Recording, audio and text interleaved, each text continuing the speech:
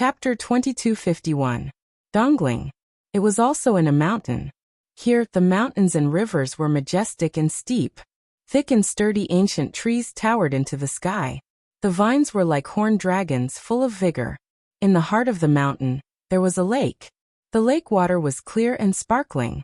An ancient-looking attic was located by the lakeside. At this moment, on the balcony on the second floor, a white-haired old woman was lying on a wooden armchair, resting with her eyes closed. Roar. Chirp.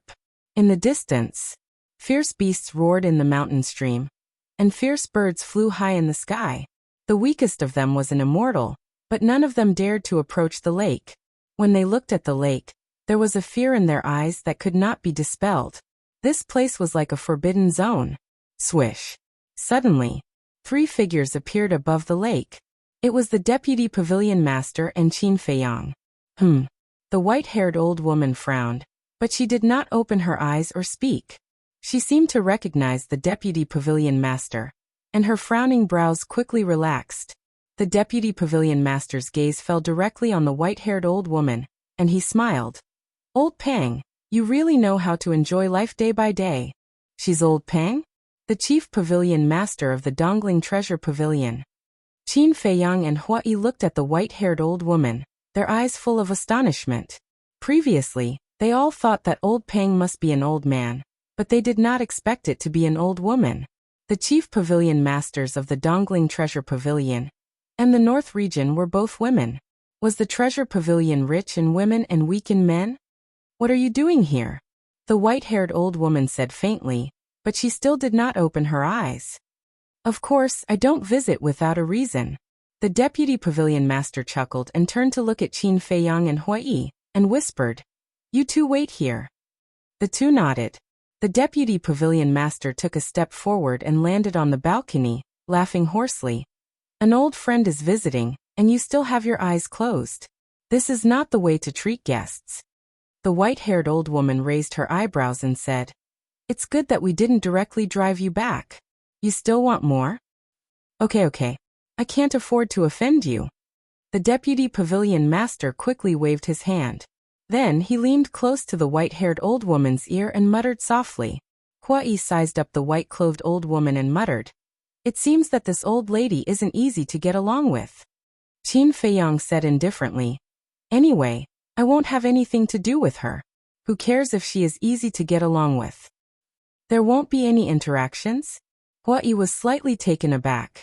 He thought to himself, Isn't it a bit early for you to burn the bridge after crossing the river? Don't forget that you still need her permission to go to the western desert and the southern wasteland.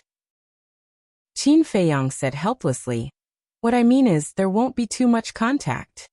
Life is unpredictable. Don't speak too soon. Hua Yi shook his head. As he looked around at the surrounding mountains, his pupils suddenly shrank. What is it? Qin Feiyang was suspicious. The ferocious beasts around here are so strong. I can even sense the aura of a beast at the peak of the 9th heaven's realm. Hua Yi transmitted his voice with a grave expression. No way. Qin Feiyang mumbled and glanced around. It seemed that it was really difficult to break into this place without the old lady's permission. A moment later, the white-haired old woman suddenly opened her eyes and looked at Qin Feiyang and Hua Yi. 2 beams of light burst out of her eyes. Qin Feiyang immediately felt a strong sense of crisis. Just a glance was so terrifying. How strong was this old woman? Her strength is not lower than mine. Hua Yi transmitted his voice. Half-step invincible realm? Qin Feiyang was shocked. Yes, Hua Yi replied secretly. Half-step invincible realm. Qin Feiyang murmured. For the current him, a half-step invincible realm was like a god. The deputy pavilion master whispered, That's how it is. I hope you can take care of them in the future. The white-haired old woman retracted her gaze and looked at the deputy pavilion master with a frown. Do you know that they are a big trouble? If we are careless, it will bring disaster to our treasure pavilion. But he could also be our hope. The deputy pavilion master smiled. Hope, the white-haired old woman whispered. This old man has told you everything that needs to be told. As for what to do, it's up to you. The deputy pavilion master smiled hoarsely, turned around, and walked to Qin Feiyang and Huai. Two little friends, take care of yourselves. Thank you, senior. Qin Feiyang cupped his hands and thanked him. It's nothing. The deputy pavilion master waved his hand and turned into a stream of light, disappearing into the lake below. After sending off the deputy pavilion master, Hui retracted his gaze and looked at the silent white-haired old woman. He transmitted his voice. That old lady didn't say anything. We are unfamiliar with this place. Where should we go? Let's take it one step at a time, Qin Feiyang secretly said. That's the only way. Hui shook his head helplessly. Qin Feiyang looked up at the white-haired old woman and cupped his hands. We won't disturb senior's cultivation. We'll take our leave first. The white-haired old woman acted as if she didn't hear anything. Seeing this, Qin Feiyang whispered, Let's go. Hui nodded. Just as the two turned around and were about to leave, the white-haired old woman finally reacted. She frowned and said, Do you know anything about Dongling? Qin Feiyang was stunned. He turned to look at the white-haired old woman and shook his head. I don't know. If you don't know, then how are you going to go? The white-haired old woman asked. Qin Feiyang thought for a moment and said, Let's find someone to inquire about the situation in Dongling first. After we have a general understanding, we can make our next plan. The white-haired old woman said, Within a radius of tens of millions of miles, there is no one else except me. As for the nearby beasts, without my permission, no one dares to say anything. This, Qin Feiyang and Hui looked at each other. What was this old woman trying to say?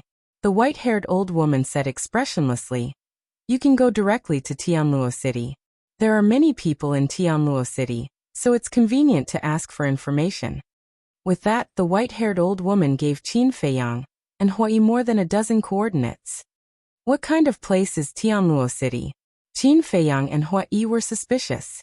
However, the white-haired old woman closed her eyes and did not answer them. The two looked at each other and smiled helplessly. They then opened the altar and left. Is it hope? Or is it suicide? Let's wait for time to prove it. Just after Qin Feiyang and Hui left, the white-haired old woman opened her eyes again. She looked at the clear sky and muttered to herself. At the same time, whoosh! Sky Dragon Sea. Accompanied by the sound of breaking through the air, a young man in black clothes flew out from the Sky Dragon Sea. This person. He was about 25 or 26 years old. There was a flame symbol on his clothes. He was a disciple of Nine Heaven Palace. And, suddenly, he saw a huge rock by the sea. With a trace of suspicion, he flew towards the huge rock. When he got close to the huge rock and saw the 3 lines of words on it, his face sank. Dragons are dogs. Dongling, Western Desert, Southern Wasteland. By Qin Feiyang. Lowly human. You actually dare to insult my dragons as dogs. You really don't know life from death. The black-clothed youth clenched his hands and took out the image crystal. Buzz. Very soon, a woman in a fiery red dress appeared. The black-clothed youth said, I already have news of Qin Feiyang. I will immediately bring everyone to the seaside of the Sky Dragon Sea. And the woman leaned against a chair. Her expression was lazy. There was also a flame symbol on her clothes. But when she heard the black-clothed youth's words, the woman suddenly stood up, her eyes bursting with a strong cold light. About 100 breaths passed. 9 figures descended beside the black-clothed youth in unison. There were men and women. Each of them had an extraordinary appearance, and their temperament was also extremely outstanding. The person in the lead was the woman in the fiery red dress. The black-clothed youth glanced at the 9 people, pointed at the words on the huge rock, and said in a deep voice, Look. The 9 of them looked over, and their faces immediately sank. The black-clothed youth said angrily, He is openly provoking us dragons. This matter can't be taken lightly. Yes. Find him and cut him into pieces. The others were unable to restrain their anger. Only the woman in the fiery red dress remained silent as she stared at the words. What are you thinking about? The black-clothed youth looked at her suspiciously. The woman said in a low voice, I'm thinking about the true intention of him leaving behind these 3 sentences. The true intention? Isn't he obviously provoking us? The black-clothed youth said. Provocation is definitely a part of it. But I think there should be another factor. The woman said. What factor? The black-clothed youth and the others frowned. The woman pondered for a moment and said, could he be trying to lure us away from our base? Lure us away from our base. You mean he deliberately left these words to lure us to East Tomb, West Desert, and South Wilderness? And in fact, he has been hiding in the North region all this time? The black-clothed youth and the others were stunned. Yes. The woman nodded. No. He doesn't even know of our existence, let alone our identities. Is there a need for him to go through so much trouble? The black-clothed youth said. Although he doesn't know of our existence, with his intelligence, he definitely knows that we dragons won't let this matter rest, so he prepared this show. The woman said. What if he really went to East Tomb, West Desert, or South Wilderness? The black-clothed youth asked. The woman glanced at the words on the boulder and frowned. Judging from the handwriting, it should have been carved not long ago. In other words, he is still in the North region, unless Nine Heavens Palace and the Treasure Pavilion help him. Because only Nine Heavens Palace and the Treasure Pavilion have teleportation altars that lead directly to East Tomb, West Desert, and South Wilderness. The woman analyzed. Nine Heavens Palace and the Treasure Pavilion have the guts to go against us dragons? Moreover, after a period of investigation, they do have a grudge with Qin Feiyang. The black-clothed youth said. Then he must still be in the North region. But just in case, we have to go to East Tomb, West Desert, and South Wilderness to take a look. The woman said. Okay. I'll go to East Tomb. The black-clothed youth said. I'll go to West Desert. Another black-clothed woman said. Then I'll go to South Wilderness. A red-clothed youth stood out and looked at the woman. Okay. The woman nodded. The black-clothed youth asked. But how are we going to get there? With our speed and strength, it will take at least a few years to get to those three regions, especially South Wilderness. It's directly opposite the North region, separated by the Divine Land. It's the furthest away. The woman's lips curled up and said, doesn't Nine Heavens Palace have an altar? That won't work. Because with our cultivation, we can't revive that altar. Moreover, Nine Heavens Palace won't allow us to activate the altar. Chapter 2252. The woman said, at this point we no longer need to hide our identities. No longer need to hide? The black-clothed youth and the others were stunned for a moment before a trace of joy crept onto their faces. Ever since the primordial divine mirror sent me to the North region, I haven't had a good day. Isn't that so? Think about it. Who doesn't respect us in the Divine Land? But ever since we came to the North region, not only did we have to swallow our pride, but we also have to bow to those elders all day long. I've had enough of this kind of humiliation. When we return to the Empyrean Palace, I must let them know that the dignity of the dragons is not to be violated. The group of people kept talking at the same time, their faces full of disdain. Then let's go back. The woman smiled slightly and opened an altar. The group of people jumped up one after another, and then landed on the peak below the stairway. Beside the stairway, Elder Wei sat cross-legged on the ground as usual, silently guarding the Empyrean Palace. The 10 women glanced at Elder Wei, and then flew up to the Empyrean Palace. After the 10 of them stepped on the stairway, Elder Wei opened his eyes and looked at the backs of the 10 people. A trace of mockery flashed in the depths of his eyes. Then, he closed his eyes again without saying a word. Empyrean Palace. In a pavilion, Shengguan Fenglan was chatting and drinking tea with the first elder. The first elder smiled and said, I haven't been so carefree in a long time. You should enjoy life. Don't worry about this and that all day long. Shengguan Fenglan smiled. The first elder shook his head and sighed. Empyrean Palace is so big with tens of millions of disciples. How can I not worry? Shengguan Fenglan was speechless. Don't you still have us? I know you still have us. All these years, it's all thanks to you guys helping me share the burden. Otherwise, I wouldn't be able to handle it. The first elder said. It's all part of our duty. Shengguan Fenglan smiled. If everyone can be as responsible as you, then I can really be a carefree wild crane. Unfortunately, not everyone is like that. Let's get back to the main topic. Have those 10 people made any movements recently? The first elder asked. They're quite quiet. Shangguan Fenglan smiled. These people thought that they could deceive everyone, but little did they know that the Vice Palace Master already knew their identities from the very first day they entered the Nine Heavens Palace. The Grand Elder sneered. Still too young. If it were the older generation of dragons, they wouldn't be so arrogant. Shangguan Fenglan said. The Great Elder frowned and said, but then again, what is Lord Vice Palace Master doing? Why do you always ask your master to pass on the message? Who knows? Shangguan Fenglan shrugged helplessly. The first elder thought for a moment and said, why don't you find another time to sound out your master's intentions? Don't you know his temper? Trying to pry open his mouth is harder than ascending to heaven. Shangguan Fenglan smiled bitterly. What a headache. The Grand Elder rubbed his forehead. Swish. But suddenly, 10 auras descended. The first elder and Shangguan Fenglan were stunned. They looked up and saw 10 young men and women standing proudly in the sky. It was the 10 women. The first elder and Shangguan Fenglan looked at each other. Shangguan Fenglan immediately scolded. What are you doing? Do you still have any rules? Is this a place where you can come? The corner of the black-clothed youth's mouth lifted. He looked down at the two and said disdainfully, how dare you speak to me in such an arrogant tone? You're courting death. Presumptuous. Shangguan Fenglan said angrily. The presumptuous one is you.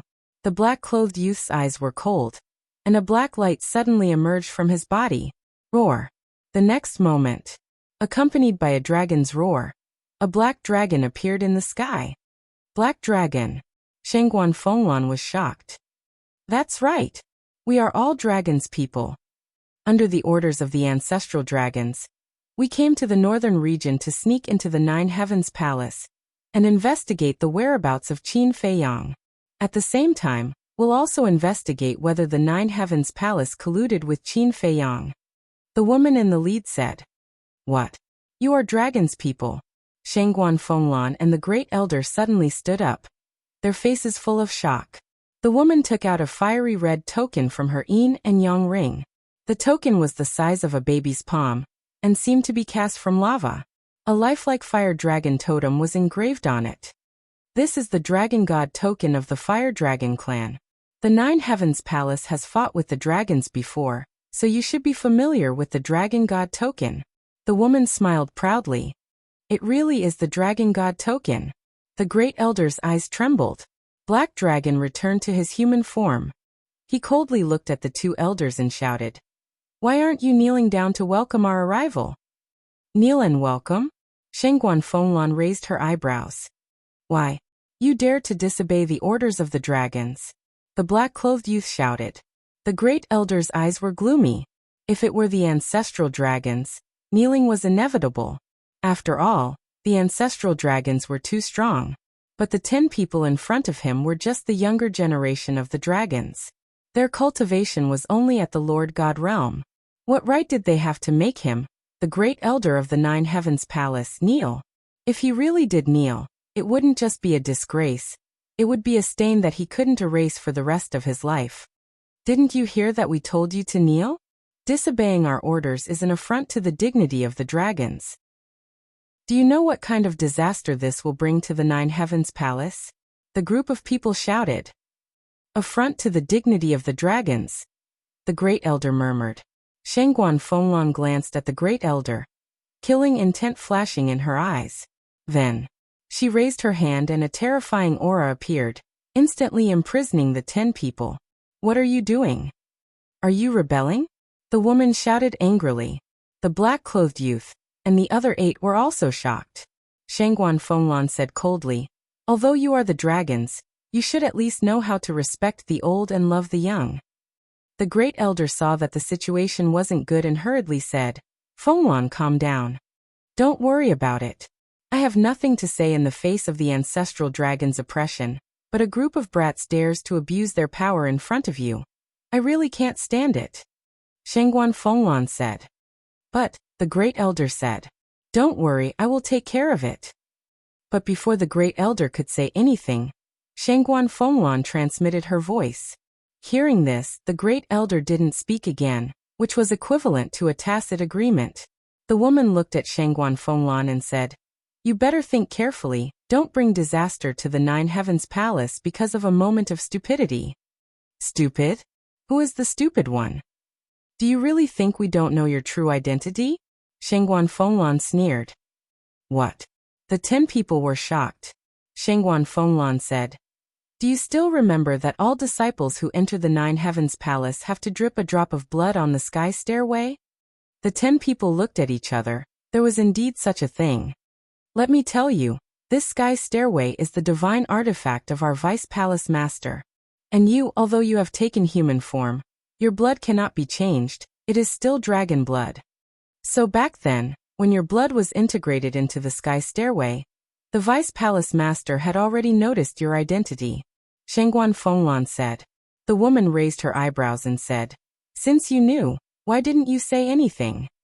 "Of course, it was to cooperate with you. After all, you are dragons. How would we dare to provoke you? But I didn't expect that you would actually use our tolerance as capital for you to become even more aggressive," Shangguan Fenglan shouted, killing intent surging in her eyes. "Don't mess around." Looking at the current Shangguan Fenglan, the group of people couldn't help but panic. "It's not that I want to mess around, you asked for it. As dragons, you do have the right to be proud, but you also have to see the situation clearly. Now you are not in the Divine Land, but in the northern region in the Nine Heavens Palace. Remember, this is the price of arrogance. If there is an afterlife, remember to keep a low profile." After Shangguan Fenglan finished speaking, she decisively killed. Accompanied by a series of screams, the 10 people died one after another. After death, the 10 people also automatically revealed their original forms. 2 black dragons, 3 fire dragon, 3 earth dragons, and 2 water dragons. "Fenglan, did you really kill them?" The great elder looked sluggish. "Phew." Shangguan Fenglan exhaled a long breath and said with a smile, "Don't worry. Before I made the move, I had already thought about how to deal with the aftermath." "How to deal with the aftermath?" the great elder asked. "Find someone to pretend to be Qin Feiyang, and send their bodies to Sky Dragon City. At that time, even if the dragons come to investigate, they will only look for Qin Feiyang." Shangguan Fenglan smiled. "It turns out to be like this." The great elder suddenly realized and nodded. "The idea is a good one, but isn't it a bit unreasonable? Even the ancestral dragon, Dragon Sovereign, and Qin Feiyang have offended them. Why are you afraid of this small matter? Besides, Lin Yi robbed us of 800 billion soul stones. What does it matter if she takes the blame for us?" Shangguan Fenglan pouted. "You little brat." The great elder laughed and nodded. "Okay, let's do as you said. Immediately arrange for someone to disguise themselves as Qin Feiyang, and send their bodies to Sky Dragon City." Shangguan Fenglan smiled and said, "I'm afraid you have to go in person." "This old man will go in person?" The great elder was taken aback. "Yes. This matter is related to the safety of our Nine Heavens Palace. No one can easily believe it. Only we know. And I am a woman. Don't count on Master, that old man." "Then only you are left." Shangguan Fenglan smiled. The great elder smiled bitterly and said, "Well, for the sake of Nine Heavens Palace, this old man will go in person." Shangguan Fenglan thought for a while and said, "I also want to find Master." "Why?" The great elder was suspicious. These 10 people suddenly revealed their identities. "I think they should have found the whereabouts of Qin Feiyang. And Master has been guarding the sky stairway. He must know something." Shangguan Fenglan said. "Okay then, let's act separately," the great elder said.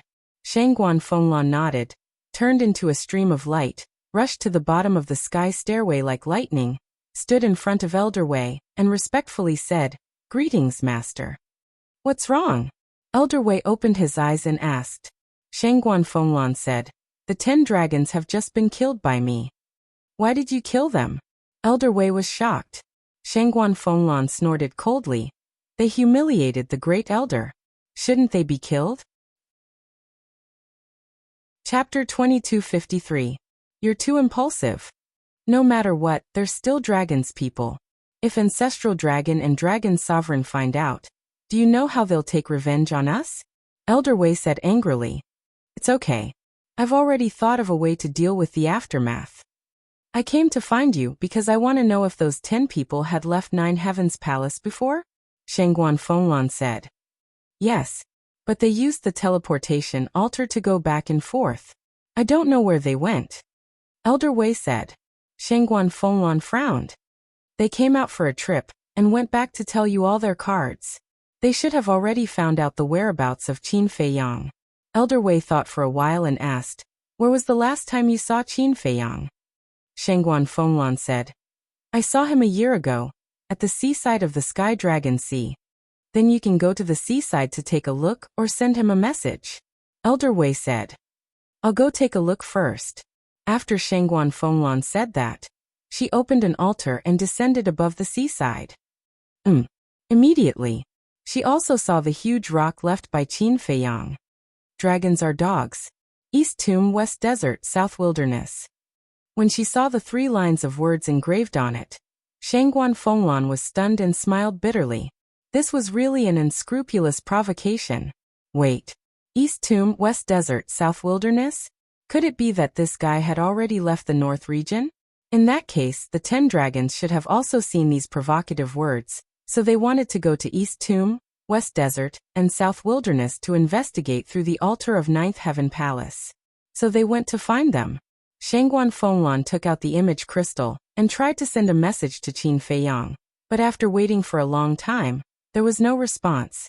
After thinking for a while, she sent a message to the Deputy Pavilion Master. Buzz. The Deputy Pavilion Master's shadow soon appeared and asked with a smile, Little Lan, what's the matter? Shangguan Fenglan said, Where's Qin Feiyang? The Deputy Pavilion Master was stunned and asked suspiciously, He didn't tell you that he was going to East Tomb? No. Shangguan Fenglan shook her head.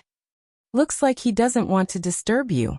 He and Huai have already entered the Eastern Tomb. The Deputy Pavilion Master said with a smile.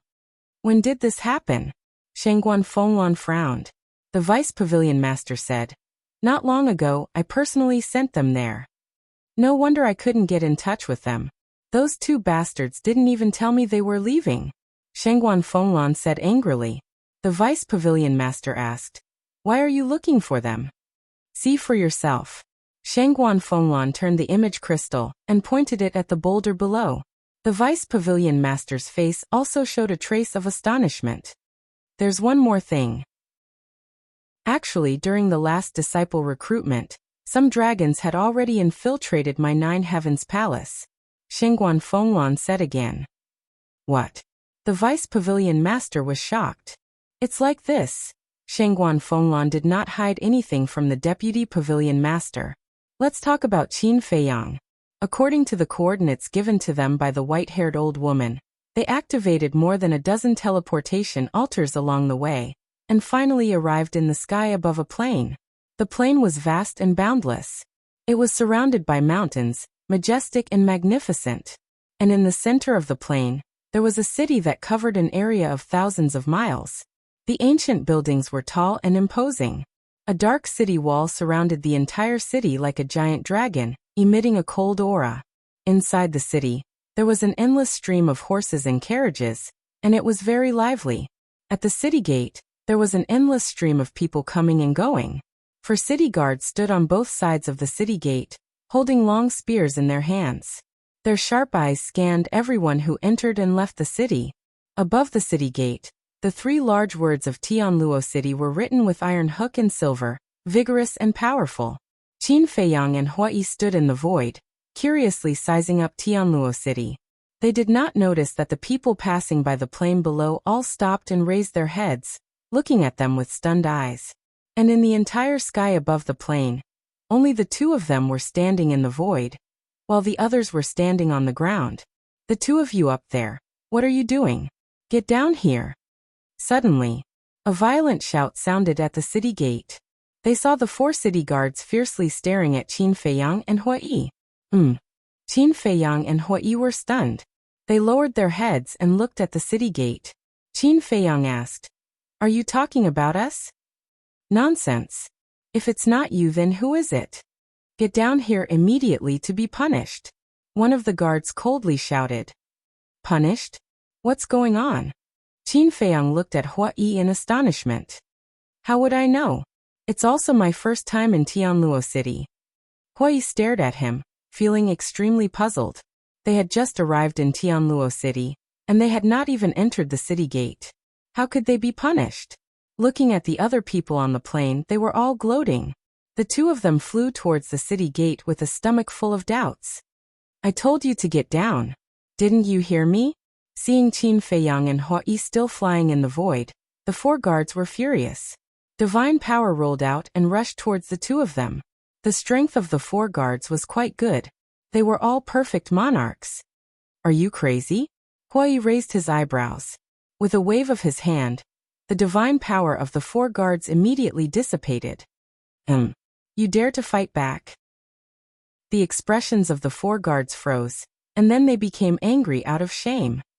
I didn't do anything wrong. Why can't I fight back? Hua Yi said angrily. What? You dare to shout at the city guards? Everyone was shocked. The faces of the four guards instantly darkened. Wait. Suddenly, Qin Feiyang stopped Hua Yi and scanned the surrounding void. Then he looked at the plain below and frowned. Could it be that flying is not allowed in Tianluo City? Not allowed to fly? Hua Yi was stunned.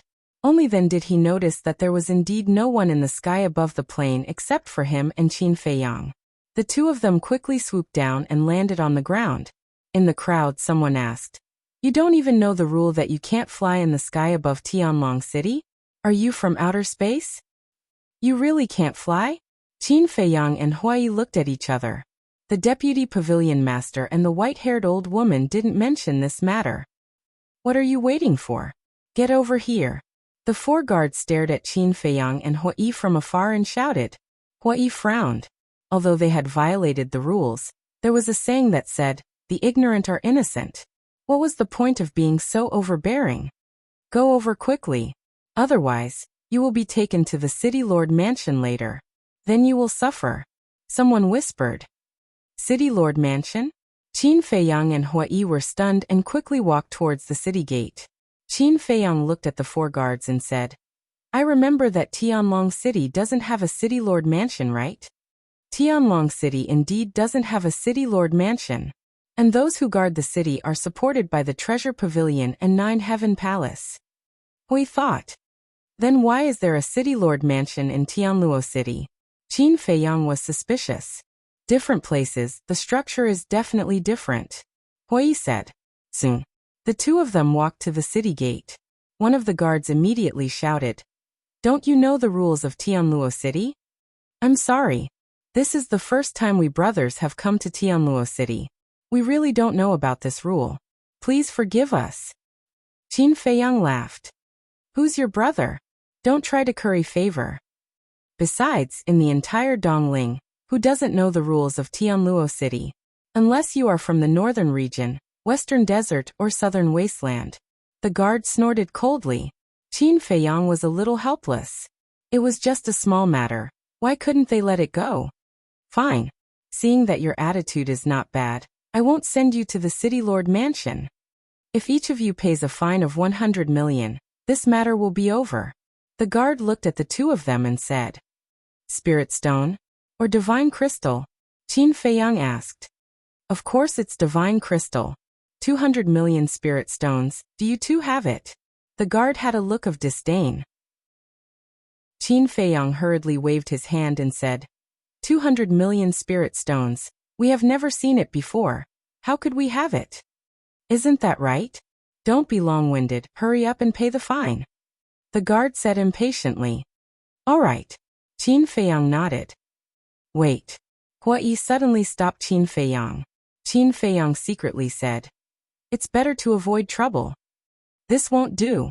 In any case, I'm a half-step immortal. If I pay the fine like this, where will I put my face? Hua Yi secretly snorted coldly.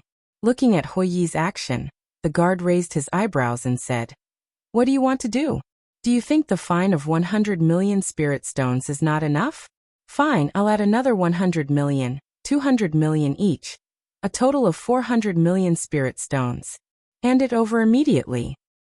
I have spirit stones. But please answer a question of mine first.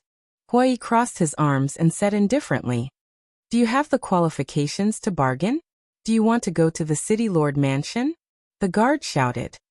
I'm really not interested in the City Lord Mansion. I also understand that without rules, nothing can be accomplished. But this kind of rule is usually limited to within the city, but your Tianluo city actually can't even fly outside the city. This is a bit outrageous. I just want to know which idiot set this rule. Huai looked at the guard curiously and said, Presumptuous. You even dare to scold the city lord? You're simply courting death. The guard suddenly became furious. He raised his arm and slapped Hui's face. It seems that this person is really stupid. Wouldn't it be fine if he just obediently paid the fine? Why does he have to go looking for a beating? The surrounding people shook their heads, looking at Huai as if they were looking at an idiot. Seeing that the guard's slap was about to land on Hui's face, Huai raised his arm like lightning and grabbed the guard's wrist. He grinned and said, So it's a strange rule set by the city lord. But I advise you, it's best if you don't do it. You're openly threatening me? Brothers, take them to the City Lord Mansion and wait for the City Lord Mansion's punishment. The guard shouted. The other 3 guards immediately swarmed up. Hey, I'll say it again, don't do it. Huai quickly pointed at the 3 and said. However, the 3 turned a deaf ear. Fine, I'll pay. It's just 400 million spirit stones. This young master doesn't care. Huai said helplessly. Chapter 2254. Do you think it's too late to say this now? The 4 guards sneered. 2 of them were holding Qin Feiyang, while the other 2 were holding Huai. Both of their hands were locked behind their backs. Hey. I've already promised to give you divine crystals. Don't go too far. Huai raised his eyebrows. Qin Feiyang sighed. Just stop talking. Why shouldn't I say anything? I can understand that you're managing things inside the city, but you're actually managing things outside the city? Isn't that a bit too much? Huai pursed his lips. Yes. The City Lord's mansion is in charge of everything within tens of thousands of miles outside the city. Do you have any objections? The 4 guards had a mocking look on their faces. So powerful? Huai was shocked. Of course. In Tianluo City, who dares to go against the City Lord's mansion? The 4 guards had a proud look on their faces. Qin Feiyang smiled and said, The 4 of you, this brother of mine has had a problem with his brain since he was young. His words are incoherent. Please forgive him. Huai's face darkened. He said angrily, You're the one with a problem with your brain. Qin Feiyang sighed. Look, he even scolded me, his brother. If he's not sick, then what is? Brother? Huai's face twitched. Has a problem with his brain? The 4 guards looked at each other and smiled. They then looked at Qin Feiyang and said, Do you think we're fools? Nope. Qin Feiyang shook his head. One of the guards shouted. Then why did you find such a lame excuse? Brother, don't be angry. It's not worth it for such a small matter. How about this? Next time, I'll treat the 4 of you to a few drinks. Qin Feiyang smiled faintly. Haha. You actually know how to please us? Looks like you're not stupid. But sorry, we don't lack wine. Let's go. Obediently go to the City Lord's mansion. You're just a low-level divine lord. It's meaningless to resist. Instead, you'll suffer physical pain. The 4 faces were full of contempt. Qin Feiyang frowned. There was a limit to a person's patience. He was already being very courteous. Yet she still refused to let it go? It seemed that today's matter could not be resolved without violence. Dong. Suddenly, the ground shook violently as if there was a great earthquake. What's the situation? The crowd stirred. Qin Feiyang, Huai, and the 4 guards were also slightly stunned. They turned their heads and saw a giant black panther running out of the forest outside the plains, heading straight for the city gate. So it was him. Everyone mumbled. Fear crept into their eyes, and they quickly retreated to the sides. Who? Qin Feiyang and Li Wuya were suspicious. The black leopard's body was more than 10 meters long. With every step it took, the ground would shake. especially those fangs, which were as sharp as blades. There was still blood at the corner of its mouth, as if it had just returned from a hunt. Furthermore, it was also extremely powerful, a half-step transcendental god. Huai hurriedly looked at the 4 guards and said, "It's rushing towards the city gate. It's obviously going to attack everyone. Why aren't you going to block it?" "Attack everyone?" The 4 of them laughed mockingly. "What's the situation?" Huai was puzzled. Whoosh! At this moment, in the forest, another purple-clothed youth appeared. He was about 27 or 28 years old, and was about 1.8 meters tall. He was dressed in gorgeous clothes and had a noble aura. His cultivation was also not bad, a perfect divine lord. But his expression was extremely arrogant. It was the kind of arrogance that looked down on everyone. Furthermore, the youth was also flying in the air, and he was walking in the air with his hands behind his back. That posture was simply like a second-generation ancestor. But the key point was that the 4 guards who were escorting Qin Feiyang and Li Wuyo acted as if they did not see it, and did not ask anything. Huai frowned and said, "Brothers, he also violated the rules of Sky Dragon City. Why didn't I see you do anything?" But the 4 of them acted as if they did not hear it. However, the ridicule on their faces became even stronger, as if they were mocking Huai's ignorance and stupidity. Dong! The giant Black Panther ran wildly, also rampaging, and on the way, it even injured a few innocent passers-by. But the 4 guards also turned a blind eye to this. When it arrived in front of the city gate, the giant Black Panther suddenly braked, and then roared towards the sky. The surrounding people were all frightened and retreated in horror. Looking at everyone's reaction, the giant Black Panther seemed to be very proud. Its huge eyes were also filled with disdain for everyone. "Ayaya, so impressive," Huai muttered. After a few breaths, the purple-clothed youth stepped on the air and landed on the back of the giant Black Panther. Looking around at the crowd, his expression was also full of disdain. And, suddenly, the purple-clothed youth saw Qin Feiyang and Li Wuyo and looked at them suspiciously for a while. Looking at the 4 guards, he asked, "What did they do?" "Young city lord. These 2 are arrogant people. We are planning to send them to the city lord mansion." The 4 of them said respectfully. "Young city lord?" Qin Feiyang and Huai looked at each other. No wonder he was so impressive. It turned out that he was the son of the city lord of Sky Luo City. Arrogant people? When the purple-clothed youth heard this, he looked slightly stunned and asked curiously, "Why are they arrogant?" One of the guards said, "Not only did they violate the rules by flying at high altitude, but they also threatened us and even called the city lord a weirdo." "What? How dare they insult my father?" The purple-clothed youth's eyes suddenly flashed with killing intent. "Ahem. Young city lord, don't listen to their nonsense. I said that this rule is a bit weird, but I didn't say that your father is a weirdo." Huai laughed. "Still quibbling? Earlier, the people here all heard you say that it was a freak who set the rules. Aren't you insulting the city lord?"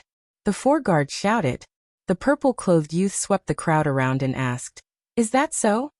Everyone nodded. "Courting death." The purple-clothed youth smiled coldly. "Young city lord, you're right. They're courting death. We will take them to the city lord mansion now and let the city lord deal with them." The 4 guards had a fawning look on their faces. "No need." The purple-clothed youth waved his hand. "Ha!" The 4 guards were stunned and looked at the purple-clothed youth in puzzlement. "Father is busy with official business. Don't bother him with such a small matter. Let me handle it."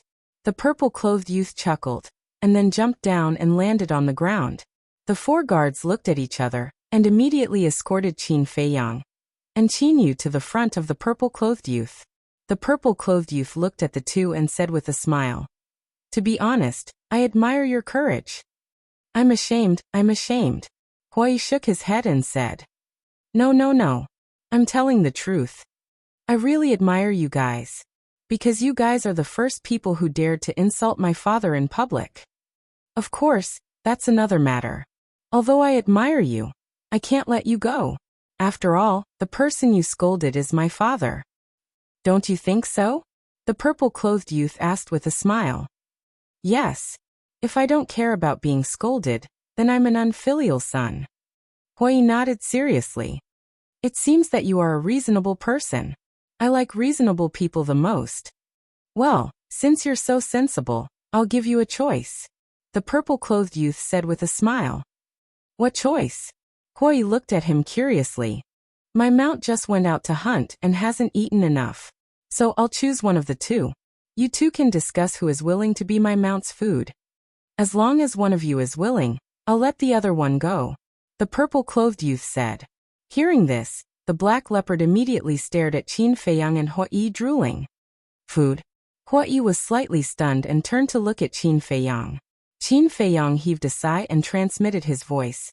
Do whatever you want. Understood. Hui smiled and looked at the purple-clothed youth, saying, What if we don't want to? There's no if. You have to choose. Otherwise, both of you will become its food. The purple-clothed youth chuckled. Hui was stunned. He looked up at the black leopard and shook his head. If we both become its food, I'm worried that its stomach won't be able to hold it. Roar. The black leopard heard this and roared angrily.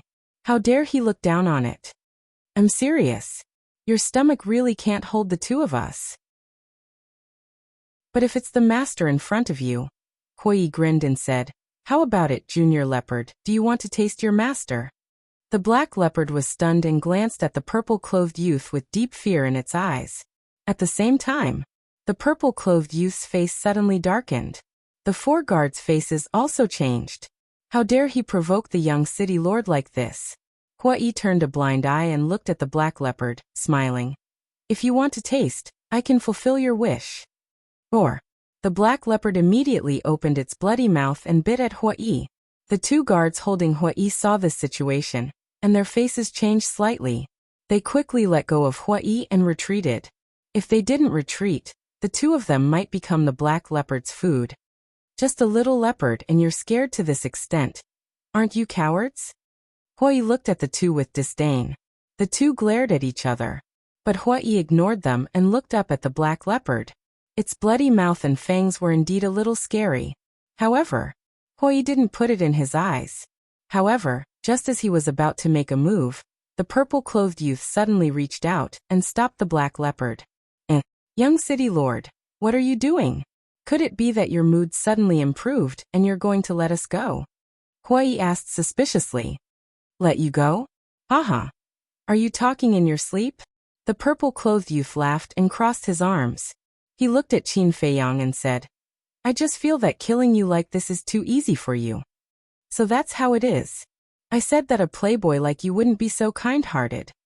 Then tell me, what do you want? Hui also crossed his arms and looked at the purple-clothed youth playfully and laughed. Playboy. Yes, I'm a playboy. I'm proud. But what about you? You want to be a playboy, but you don't have the capital. You asked me what I want. Well, I'll tell you now, kneel at my feet and kowtow to me and apologize. The purple-clothed youth shouted. Chapter 2255. Proud? I'm afraid you're the only one in this world who can take being a playboy for granted. Hui laughed. Don't talk nonsense with me. Kneel down immediately. The purple-clothed youth said. What if I don't kneel? Hui said. Don't kneel? Then not only will you die, even your friends and family will be implicated. Although I don't know where you came from, with the city lord's mansion's strength, it's easy to investigate. The purple-clothed youth sneered. Haha, Hui laughed. What are you laughing at? The purple-clothed youth frowned. I'm laughing at the fact that the city lord's mansion can do whatever they want in such a big city. I'm laughing at the fact that a small city lord's son can cover the sky with one hand. What's even more ridiculous is that in the face of such unfair treatment, no one in Heaven Luo City dares to stand up and speak. I want to ask everyone, since it's a rule, shouldn't everyone abide by it? Why can he fly in the air? Hui glanced at the crowd and shouted with righteous indignation. Facing Hui's gaze, everyone lowered their heads in shame. The purple-clothed youth raised his eyebrows and said, Because I'm the city lord's son, is this reason enough? Hui stared at the purple-clothed youth and said aggressively, As the city lord's son, shouldn't you lead by example? The purple-clothed youth said angrily, Don't talk to me about these principles. Kneel or not. You're not qualified. Huai smiled coldly and a monstrous pressure erupted. The people present instantly felt as if a mountain was pressing down on them. Their bodies couldn't help but tremble. This pressure. The purple-clothed youth's pupils contracted. Other than the dragons, you're the first one who dares to be arrogant in front of me. I'll let you know the price of angering me. Kneel, Huai shouted. The terrifying pressure rushed towards the purple-clothed youth. With a plop, the purple-clothed youth immediately knelt on the ground. And you? Huai looked at the black leopard. The black leopard's body trembled and quickly lay on the ground, trembling. What are you doing? Retract your pressure, or we'll kill your accomplice. Upon seeing this, the two guards holding Qin Feiyong hastily shouted at Huai. I'll kill you first. Huai smiled sinisterly, landing behind the two with a step. His large hands were like eagle claws, grabbing towards the two people's heads. Following a kacha sound, the two men's heads shattered on the spot, and their cries of agony reverberated throughout the area. Can't you be a little gentler? I'm covered in blood. Qin Feiyong stretched his arms and turned his head to look at Huai with dissatisfaction. Big brother, I'm saving you? Huai frowned. Do I need your help? Qin Feiyong rolled his eyes at him. All right. I guess I was being nosy. Huai was extremely annoyed. After killing the guards of the city lord's mansion, you can still talk so casually? Who are these two people? Why doesn't he seem to be afraid of the city lord's mansion at all? Wait. They shouldn't be disciples of Heavenly Cloud Mountain, right? Disciples of Heavenly Cloud Mountain? They don't look like it. Look at their clothes, there's no sign of Heavenly Cloud Mountain. People were whispering to each other. Heavenly Cloud Mountain? Qin Feiyong was taken aback, turning his head to look at Huai, suspiciously asking, what is Heavenly Cloud Mountain? How would I know? Huai stared at him snappily, then glanced at the other two guards. The two guards had already been scared silly by Huai's methods. 400 million fine, right? Come here, I'll give it to you.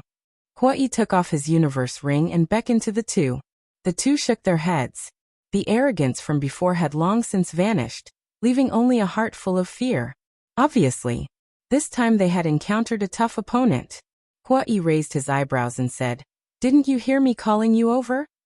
Quickly report to the city lord. One of the guards growled in horror and turned to run into the city. The other guard also hurriedly followed. You dare to abandon me and run away alone? The purple-clothed youth looked at the two and couldn't help but burn with anger in his heart. Did you see that? Usually they try to curry favor with you because of your identity and the benefits you can bring them. But when it comes to the critical moment, who will give a damn about you? Are you angry? Huai looked at the purple-clothed youth with ridicule and said. The purple-clothed youth clenched his fists, killing intent flashing in his eyes. You want to kill them? Okay, I'll help you. Huai grinned and waved his hand. Two strands of hair like divine power broke through the air like lightning. The two guards had already fled into the city and blended into the crowd. Their faces were full of fear. I really didn't expect to encounter two ruthless characters. Yeah, they even dared to touch the young city lord. I guess their background is not small. Wait a minute. Do you think the young city lord will blame us if we run away alone? Who cares? Running for our lives is more important. Besides, we're going to report to the city lord to save him. That makes sense. Then let's go. The two thought that they had safely escaped and stopped to mutter a few words.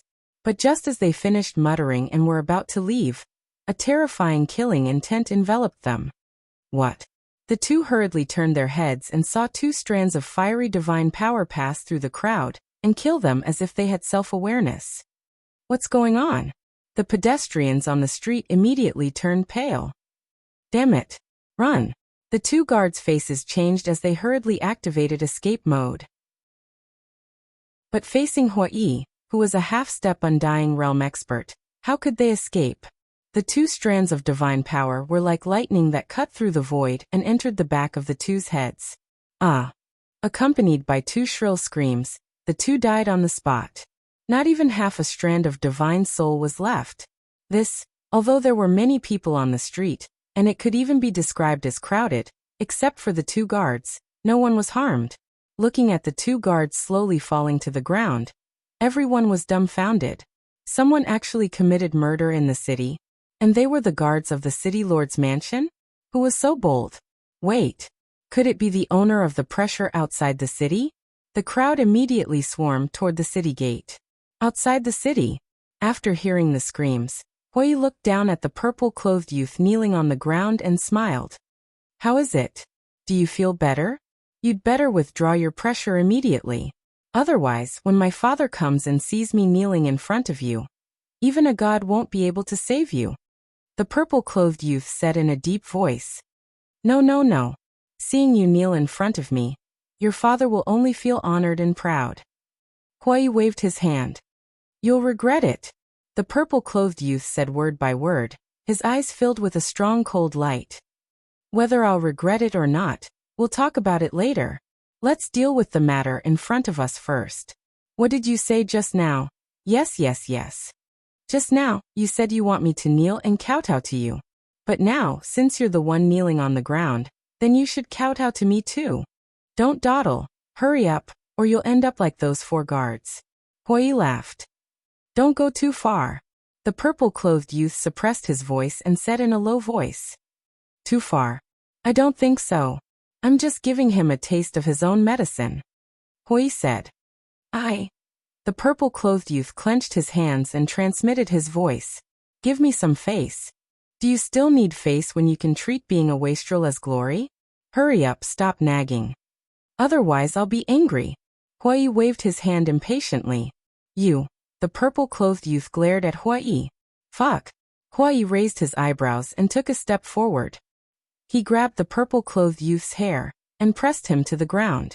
I'm talking to you nicely, but you won't listen. You want me to make a move? I'll definitely kill you. Just you wait. The purple-clothed youth roared. He had never suffered such humiliation since he was young. Moreover, it was done in front of so many people and so many pairs of eyes. Kill me. Then it seems that I can't keep you alive.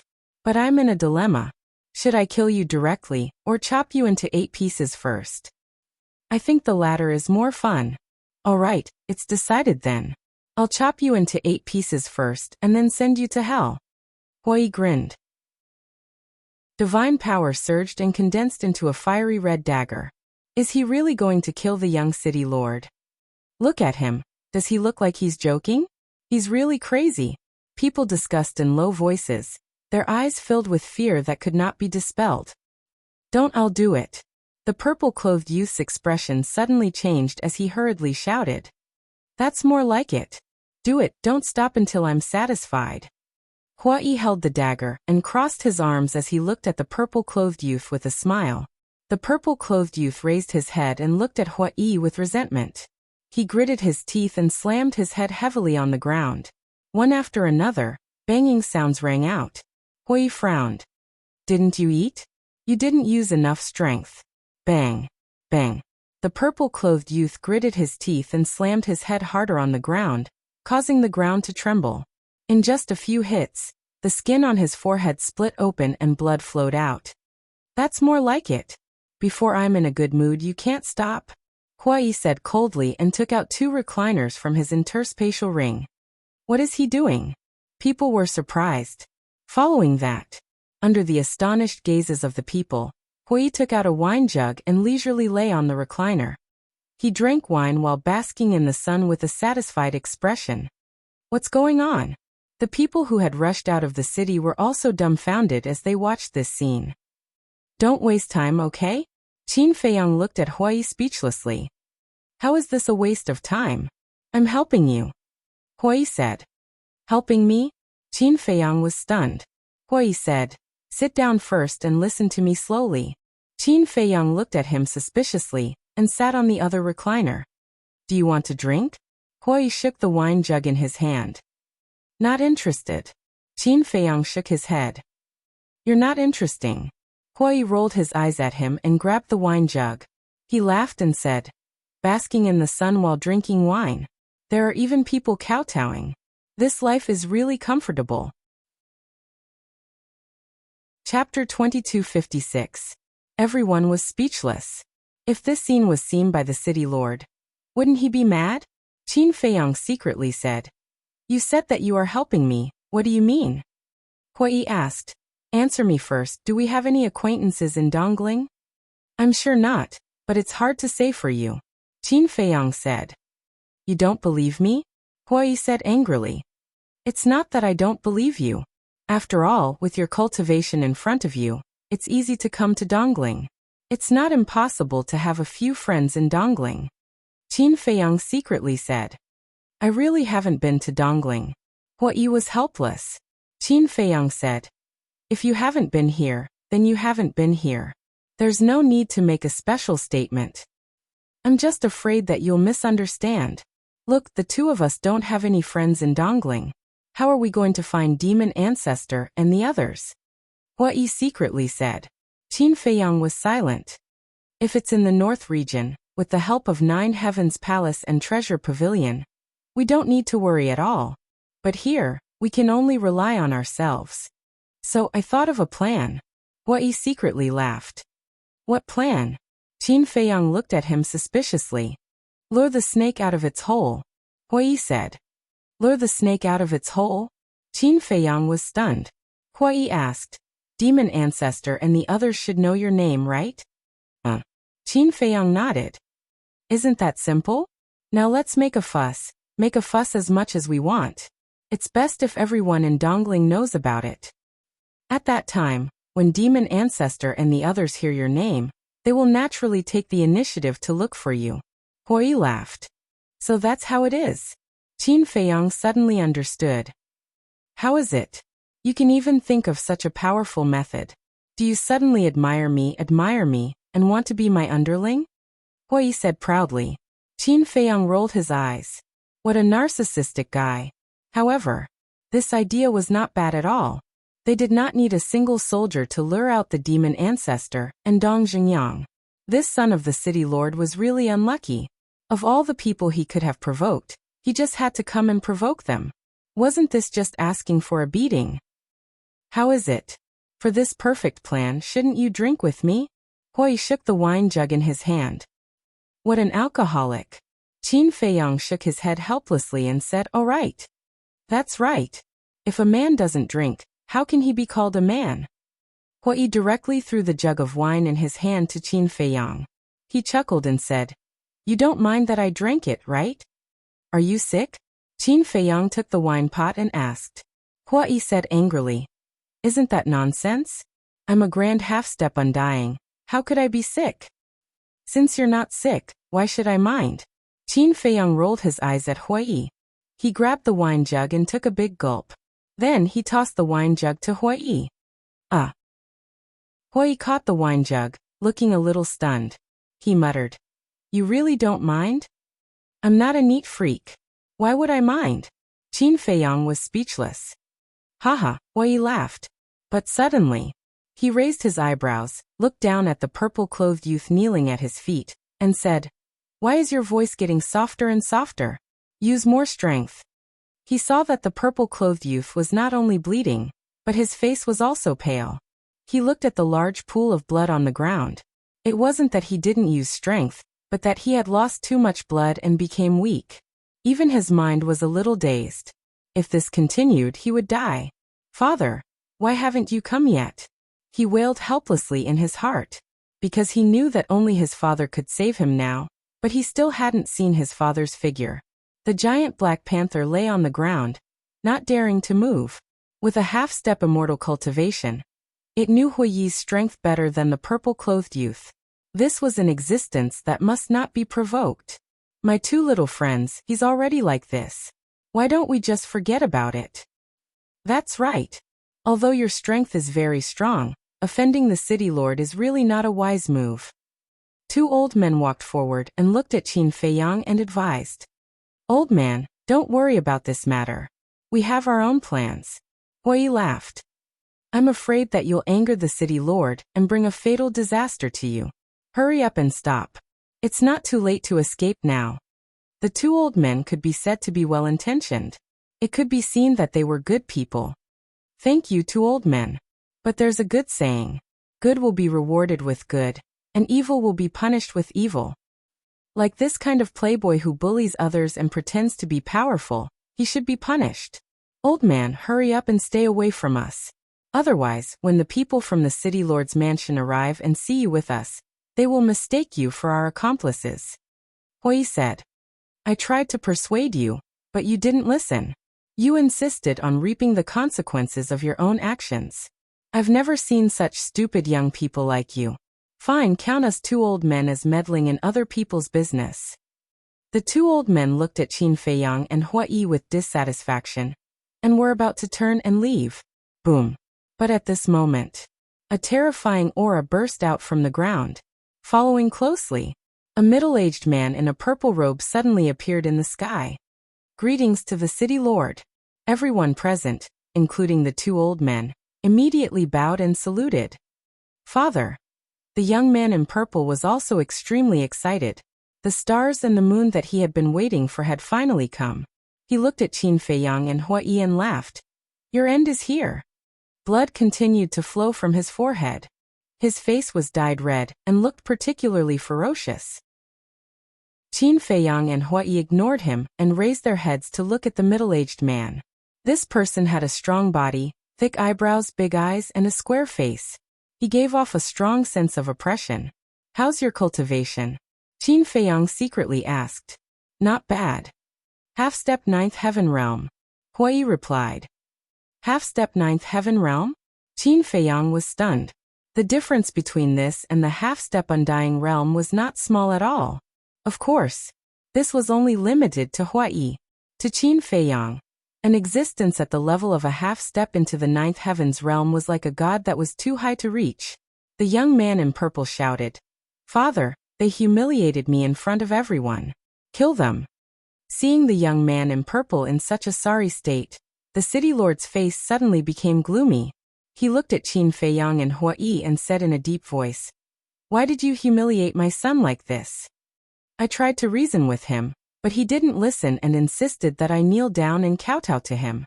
Tell me, if it were you, would you tolerate it? Let's talk about it later. I'm not humiliating him. I'm helping you discipline him. This child is naughty and mischievous.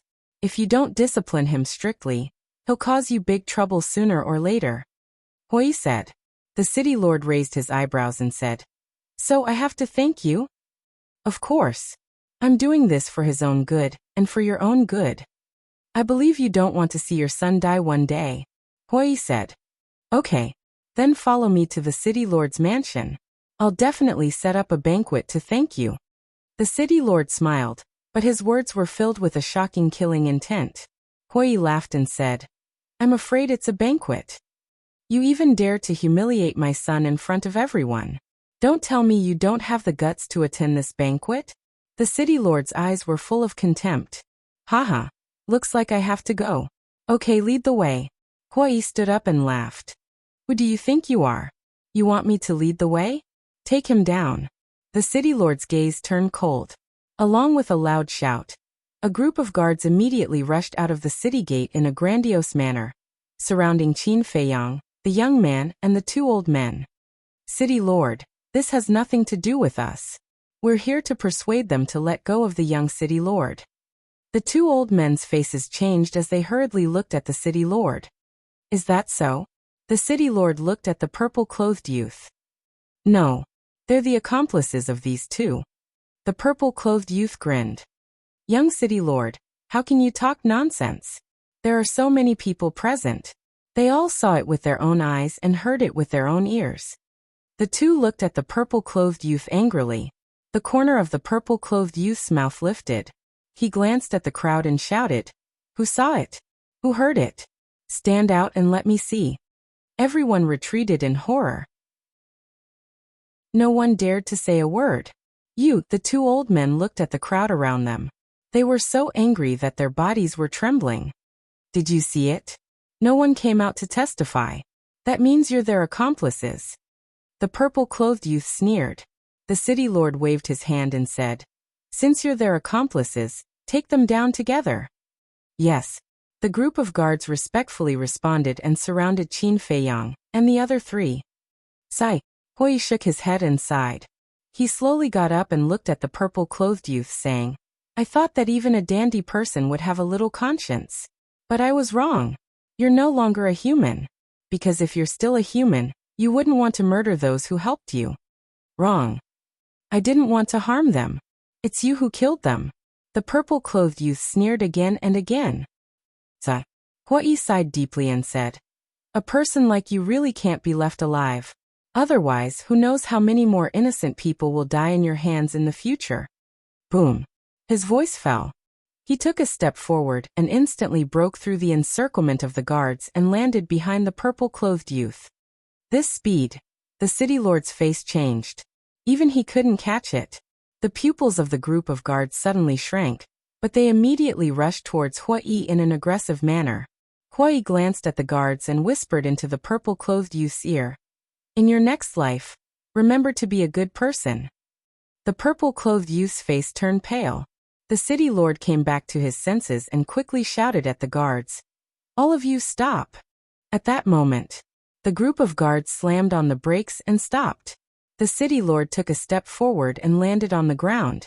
He looked at Huai and cupped his hands, saying, brother, it's my fault for not disciplining him well. I hope that brother can be magnanimous and let my son live. Father. The purple-clothed youth looked at the city lord with a dumbfounded expression. As the city lord's son, he naturally knew the city lord's character best. He had always been strong to others. But at this moment he actually lowered his attitude and begged this person. Chapter 2257. Could it be that this person was stronger than his father? Thinking of this, the purple-clothed youth couldn't help but feel a chill down his spine. If he was stronger than his father, then it was hard to say whether he could survive today. For a moment, fear flooded his entire mind. Huai was stunned, looked at the city lord and smiled. Please give me a reason. He is my only son. Brother, please be magnanimous and don't bother with a child. Just consider it as me owing you a favor. The city lord said. Huai raised his arm and grabbed the purple-clothed youth's shoulder. With a slight force, the shoulder shattered. The purple-clothed youth's face was distorted as he howled miserably. Brother. The city lord hurriedly called out. Your reason is not good enough. First, he is no longer a child. Second, you are still so young. You can have a few more. Huai laughed. The city lord was extremely anxious. I can understand your feelings, but please understand me too.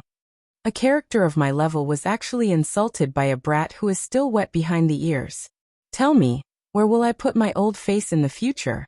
Brother, it's not that I don't want to give you face, but he is courting death. As for you, just pretend that you don't have this son. With your status, you can marry 3 wives and 4 concubines. When the time comes, you can have as many sons as you want. Why do you care about this one? Huai laughed and grabbed the purple-clothed youth's other shoulder. With a crack, it shattered and blood flowed. The purple-clothed youth was in so much pain that he wished he was dead. The city lord's face was gloomy as he said, Brother, you can't be too ruthless. Isn't there one more sentence? Only when you are ruthless enough can you get rid of all future troubles. Huai sneered. A wisp of divine power swept out from his fingertips and instantly entered the purple-clothed youth's chi. Father, save me. The purple-clothed youth howled in despair. The city lord looked at the purple-clothed youth, and then looked at Huai. His hands hidden in his sleeves were already dripping blood. Swish. Suddenly, the city lord retreated and instantly landed in front of the 2 old men. Then his hands shot out and grabbed the 2 men's necks. City lord, we are really not their accomplices. The 2 of them were burning with anxiety. Looking at Qin Feiyang again, he kept sitting on the recliner, as if even if the sky fell, it had nothing to do with him. However, just as the city lord caught the 2 old men, his brows gradually furrowed. The city lord also noticed Qin Feiyang, and a trace of hostility crept up between his brows. He was actually sitting there leisurely and watching the show? Capture him too. The city lord roared. Clang. The 2 bodyguards immediately rushed toward Qin Feiyang. They raised their spears and placed them on both sides of Qin Feiyang's neck. Qin Feiyang glanced at the sharp blade and raised his head to look at the city lord, his eyes flickering with uncertainty. His expression was still so calm. No one knew what he was thinking. The city lord sneered, looked at Huai and said, "I've tried my best, but you won't listen. Do you want to force me to make a move?" Huai glanced at Qin Feiyang and the two old men who had fallen into despair. A cold light flashed in his eyes as he grabbed the purple-clothed youth's head and slammed it on the ground. Gotcha! The purple-clothed youth immediately knelt on the ground, and both of his knees were shattered on the spot. That sharp pain almost made the purple-clothed youth faint. "You're courting death.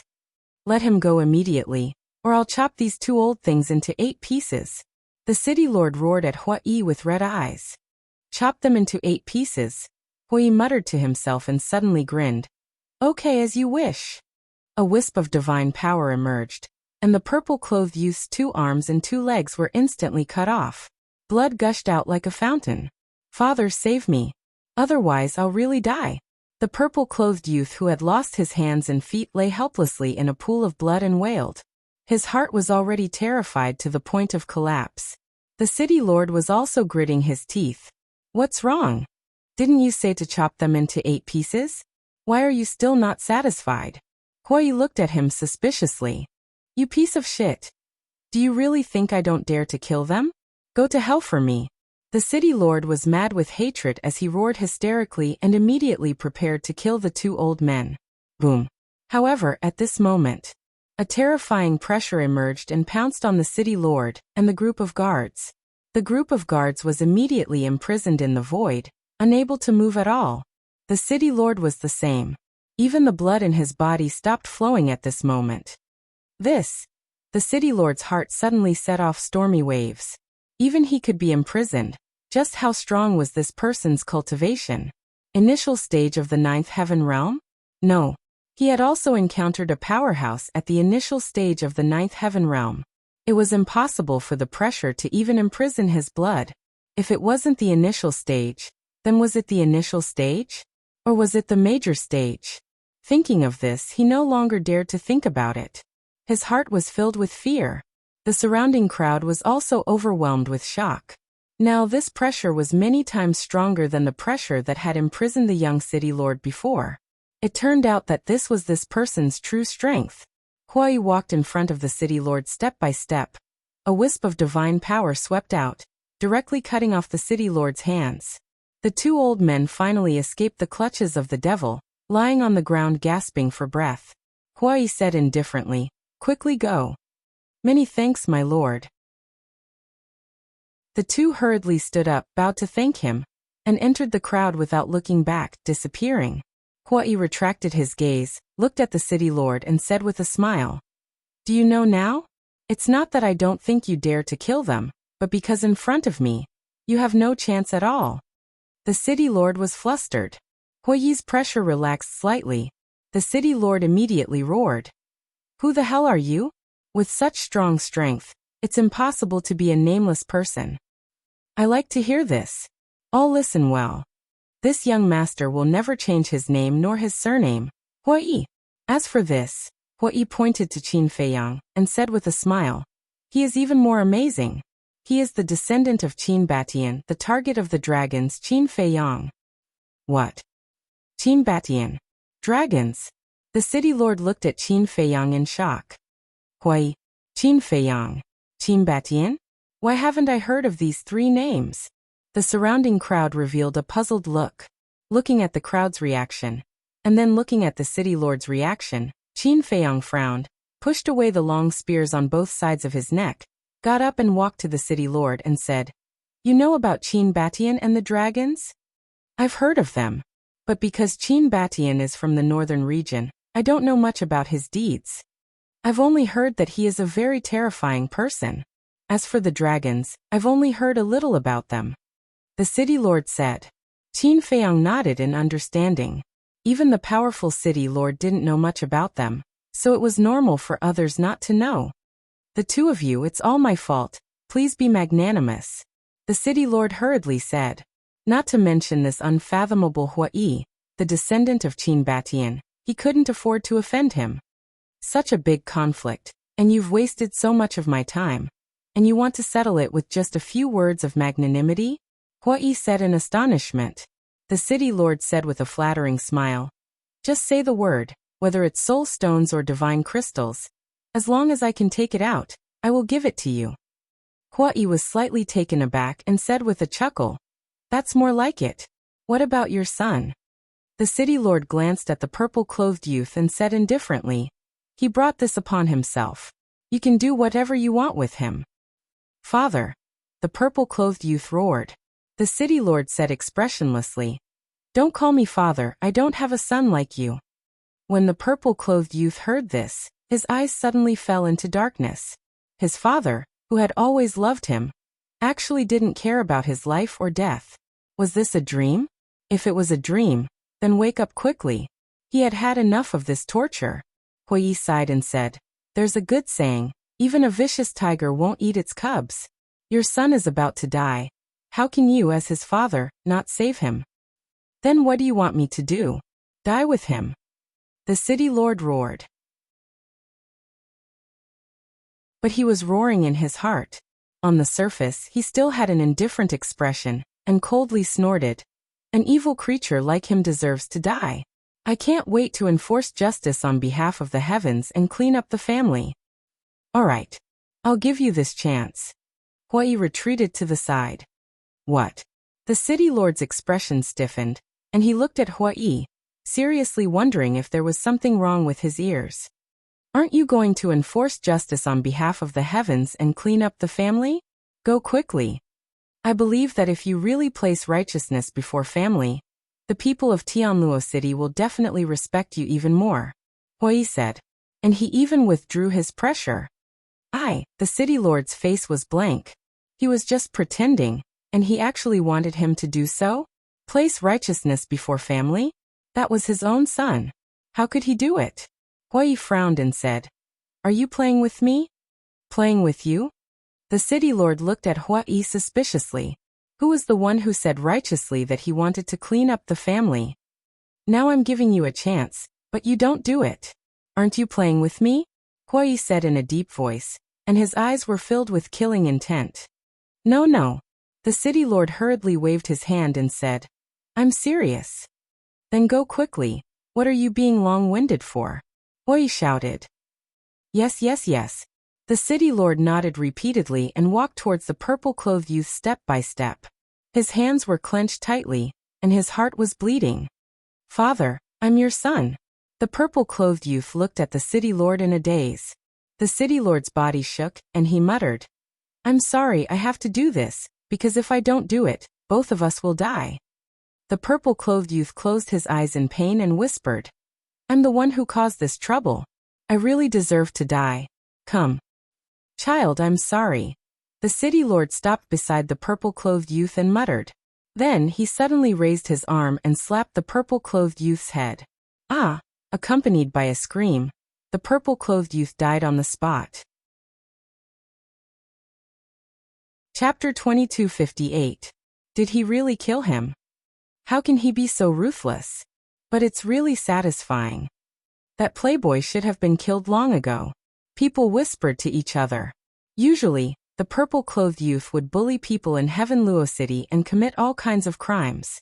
But because of the city lord's mansion's power, no one dared to speak out. But there was a good saying, evil has its retribution, and good has its reward.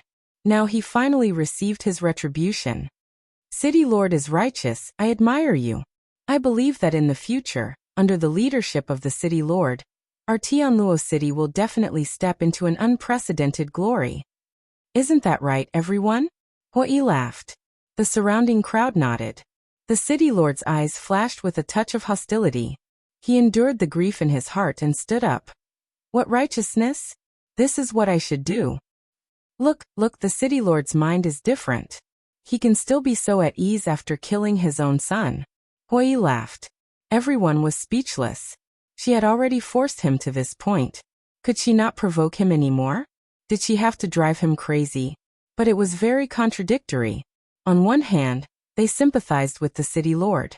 On the other hand, they were very happy. The city lord was about to go crazy. But as an overlord, he cared more about his own life. At this time he had to endure it. If he denied it, he would be killed. He tried his best to make himself smile and looked at Huai. This unfilial son has already been executed. You see, you've already done this. If I still don't let it go, then I'm too heartless. All right, let's end this matter here. Huai laughed. Thank you, the city lord said gratefully. Actually, it's a small matter. Look at this. I feel a little apologetic. Huai sighed. The city lord quickly waved his hand and said with a smile, No, you don't have to blame yourself. It's all this unfilial son's fault. Huai said, although it's his fault, you're also responsible because you didn't teach him well. Yes. The city lord nodded. So from now on you must teach your descendants well. Not to mention achieving great things, at least don't be a playboy that everyone hates. Huai patiently and sincerely said. The city lord smiled and said, Brother's words make sense. I will definitely take this as a warning in the future. All right then. Bring him back and give him a proper burial. After all, he's your son. We can't just leave his corpse in the wilderness. Huai said. The city lord nodded and said, All right then, I'll take my leave first. If the two of you have time, you're welcome to visit the city lord's mansion. Of course. Huai nodded. The city lord heaved a sigh of relief and shouted, Leave 4 people behind to continue guarding the city gate. The rest of you, take this unfilial son's corpse and follow me back. A group of guards immediately ran towards the purple-clothed youth's corpse. The city lord looked at Qin Feiyang and Huang Xiaolong, cupping his hands in greeting. Then I hope we'll meet again. Until we meet again. Huai smiled. Go. The city lord flicked his sleeves and led a group of guards into the city, disappearing without a trace. The giant Black Panther looked at Qin Feiyang and the other man in horror and hurriedly chased after the city lord. The 4 guards left behind to guard the city gate were also trembling with fear. How was it? Huai looked at Qin Feiyang and smiled complacently. So. Qin Feiyang said indifferently. This is only so. Huai looked at him with dissatisfaction. One must know that with such a ruckus, Qin Feiyang's name would quickly spread throughout Heaven Luo City. What other method could be more efficient than this? Qin Feiyang was speechless. It's useless to take credit from me. I won't give you any reward. Damn. Who do you think I am? Am I the kind of person who takes credit and asks for rewards? But since I've helped you so much, shouldn't you at least treat me to a few drinks? Huai said angrily. Okay. I'll treat you to the best restaurant in Heaven Luo City. Qin Feiyang quickly nodded. That's more like it. Huai glared at him fiercely and looked at the surrounding crowd, asking, Where's the best restaurant in Heaven Luo City? The best restaurant is of course the Heavenly Immortal Tower. Not only do they have girls who specialize in drinking, but they also have a top-grade divine wine called Heavenly Immortal Drunk. Someone said. Heavenly Immortal Drunk? Huai was suspicious. Heavenly Immortal Drunk. Even immortals can't help but want to taste the wine when they smell it. Heavenly Immortal Drunk. These 3 words have long been famous in Eastern Tomb. But this divine wine can't be drunk by ordinary people. Everyone's eyes were filled with yearning. It seemed that this Heavenly Immortal Drunk was indeed extraordinary. If that's the case, I really have to go and try it. Huai muttered and asked, Where is the Heavenly Immortal Tower? It's in the center of Heaven Luo City, not far from the city lord's mansion. Someone said. Thank you. Huai cupped his hands and thanked him. Then he put away the reclining chair and dragged Qin Feiyang into the city. The 4 guards guarding the city gate didn't dare to ask and directly let them go. Inside the city, it was bustling with noise. The streets were crowded with people, but almost everyone's eyes were filled with curiosity on Qin Feiyang and Huai. Look. It's them who forced the city lord to kill his own son. I think they're called Huai and Qin Feiyang. Amazing. Apart from Heavenly Cloud Mountain and Treasure Pavilion, only these 2 dared to openly provoke the city lord's mansion. They're amazing, but don't forget who's behind the city lord's mansion. This matter is definitely not over yet. That's true. The city lord's mansion's backer is not someone ordinary people can afford to offend. Such discussions could be heard incessantly.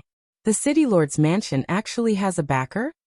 Huai was quite astonished. Listening to these discussions, not only do they have a backer, I'm afraid their background is not small.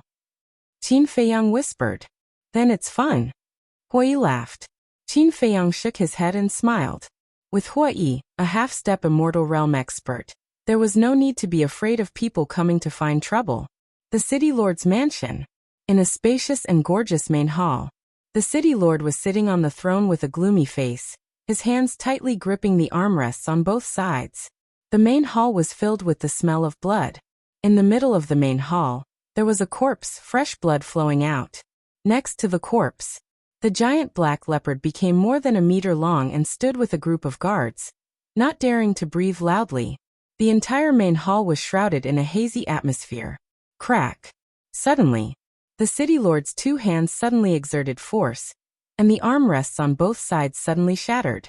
The black leopard and the group of guards also trembled slightly. This matter must not be left at that. The city lord suddenly stood up and said word by word, full of murderous intent. Lord, don't be impulsive. A guard hurriedly advised. This city lord knows what to do. The city lord glanced at the guard and said, You guys immediately go and find out the whereabouts of those two people. I want to know their whereabouts at any time and place. Yes. The group of guards respectfully responded, then turned and quickly left. At this point, in the main hall, only the city lord and the giant black leopard were left. The giant black leopard was panicking. Because it knew the person in front of it too well, he would blame it for not protecting its master well. The city lord glanced at the giant black leopard and took out an image crystal.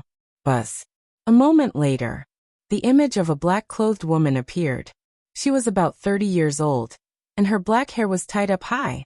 Her expression revealed the arrogance and coldness of a superior, and her eyes were filled with a sharp light. On her clothes there was a mountain-like symbol. Madam. The city lord looked at the black-clothed woman, looking a little humble. What's the matter? The black-clothed woman asked. Even when facing her own man, she still looked at him coldly. The city lord lowered his head and said, You are as dead. What? The black-clothed woman suddenly stood up. Her face was filled with disbelief as she asked, How did he die? The city lord sighed and said, Come back first. The black-clothed woman's eyes turned cold, and the image immediately dissipated. Not far from the city lord's mansion, there was an exceptionally bustling street. Not only because the Heaven Immortal Tower was here, but the Eastern Tomb Treasure Pavilion's headquarters was also on this street. The Heaven Immortal Tower. It was more than 10 floors high, and the entrance was imposing. There was an endless stream of people entering and exiting. Those who could come here to drink and eat were basically the officials and nobles of the Eastern Tomb, because only people of this level could afford to spend here. The decorations inside the Heaven Immortal Tower were also magnificent. Young and old men were either sitting in the main hall of the restaurant, or sitting in the private rooms upstairs. Basically, everyone was holding a charming young woman in their arms. These were the women who accompanied the guests. This was also one of the main characteristics of the Heaven Immortal Tower. Suddenly, there was a commotion on the street outside. The two waiters who were standing at the entrance of the Heaven Immortal Tower suspiciously looked up and saw two young men with outstanding temperaments walking over side by side. Behind them was a large group of people. There was a lot of discussion, and it was extremely noisy. So it's them. The two waiters muttered. As the largest and most high-end restaurant in the Heaven Immortal Tower, no matter what happened inside or outside the city, the Heaven Immortal Tower would receive the news immediately. Welcome, young Master Qin, young Master Hua. When the two young men stopped at the entrance of the Heaven Immortal Tower, the two waiters immediately went up to welcome them. That's right. The two of them were really Qin Feiyang and Hui. As for the people behind them, they were purely here to join in the fun. Hui nodded. With his hands behind his back, he swaggered into the Heaven Immortal Tower. Qin Feiyang silently followed beside him. He looked like Hui's little follower, extremely low-key. Look. It's them. As soon as the two of them entered the restaurant, they immediately attracted everyone's attention. Obviously, what happened outside the city had already spread throughout the Heaven Immortal Tower. Young masters, why don't we arrange a private room for you? It's quieter and no one will disturb you. The two waiters said. Huai was slightly stunned and smiled. You guys are quite considerate of your guests. The two waiters smiled flatteringly. Considerate of our guests is the first principle of our Heaven Immortal Tower. Not bad, not bad. I like this place. But I'm not afraid of trouble. It's in this hall. Arrange a place for us. Huai chuckled. Chapter 2259. When the two waiters heard this, they couldn't help but be astonished. Instead of going to a quiet private room, they wanted to stay outside and be stared at like monkeys. Was there something wrong with this person's brain? Seems like we were being nosy. One of the waiters came back to his senses and transmitted his voice. I think they just like to show off. I don't think they are good people. The other waiter secretly said. Seeing that the two of them didn't speak, Huai frowned and said, Is there a problem?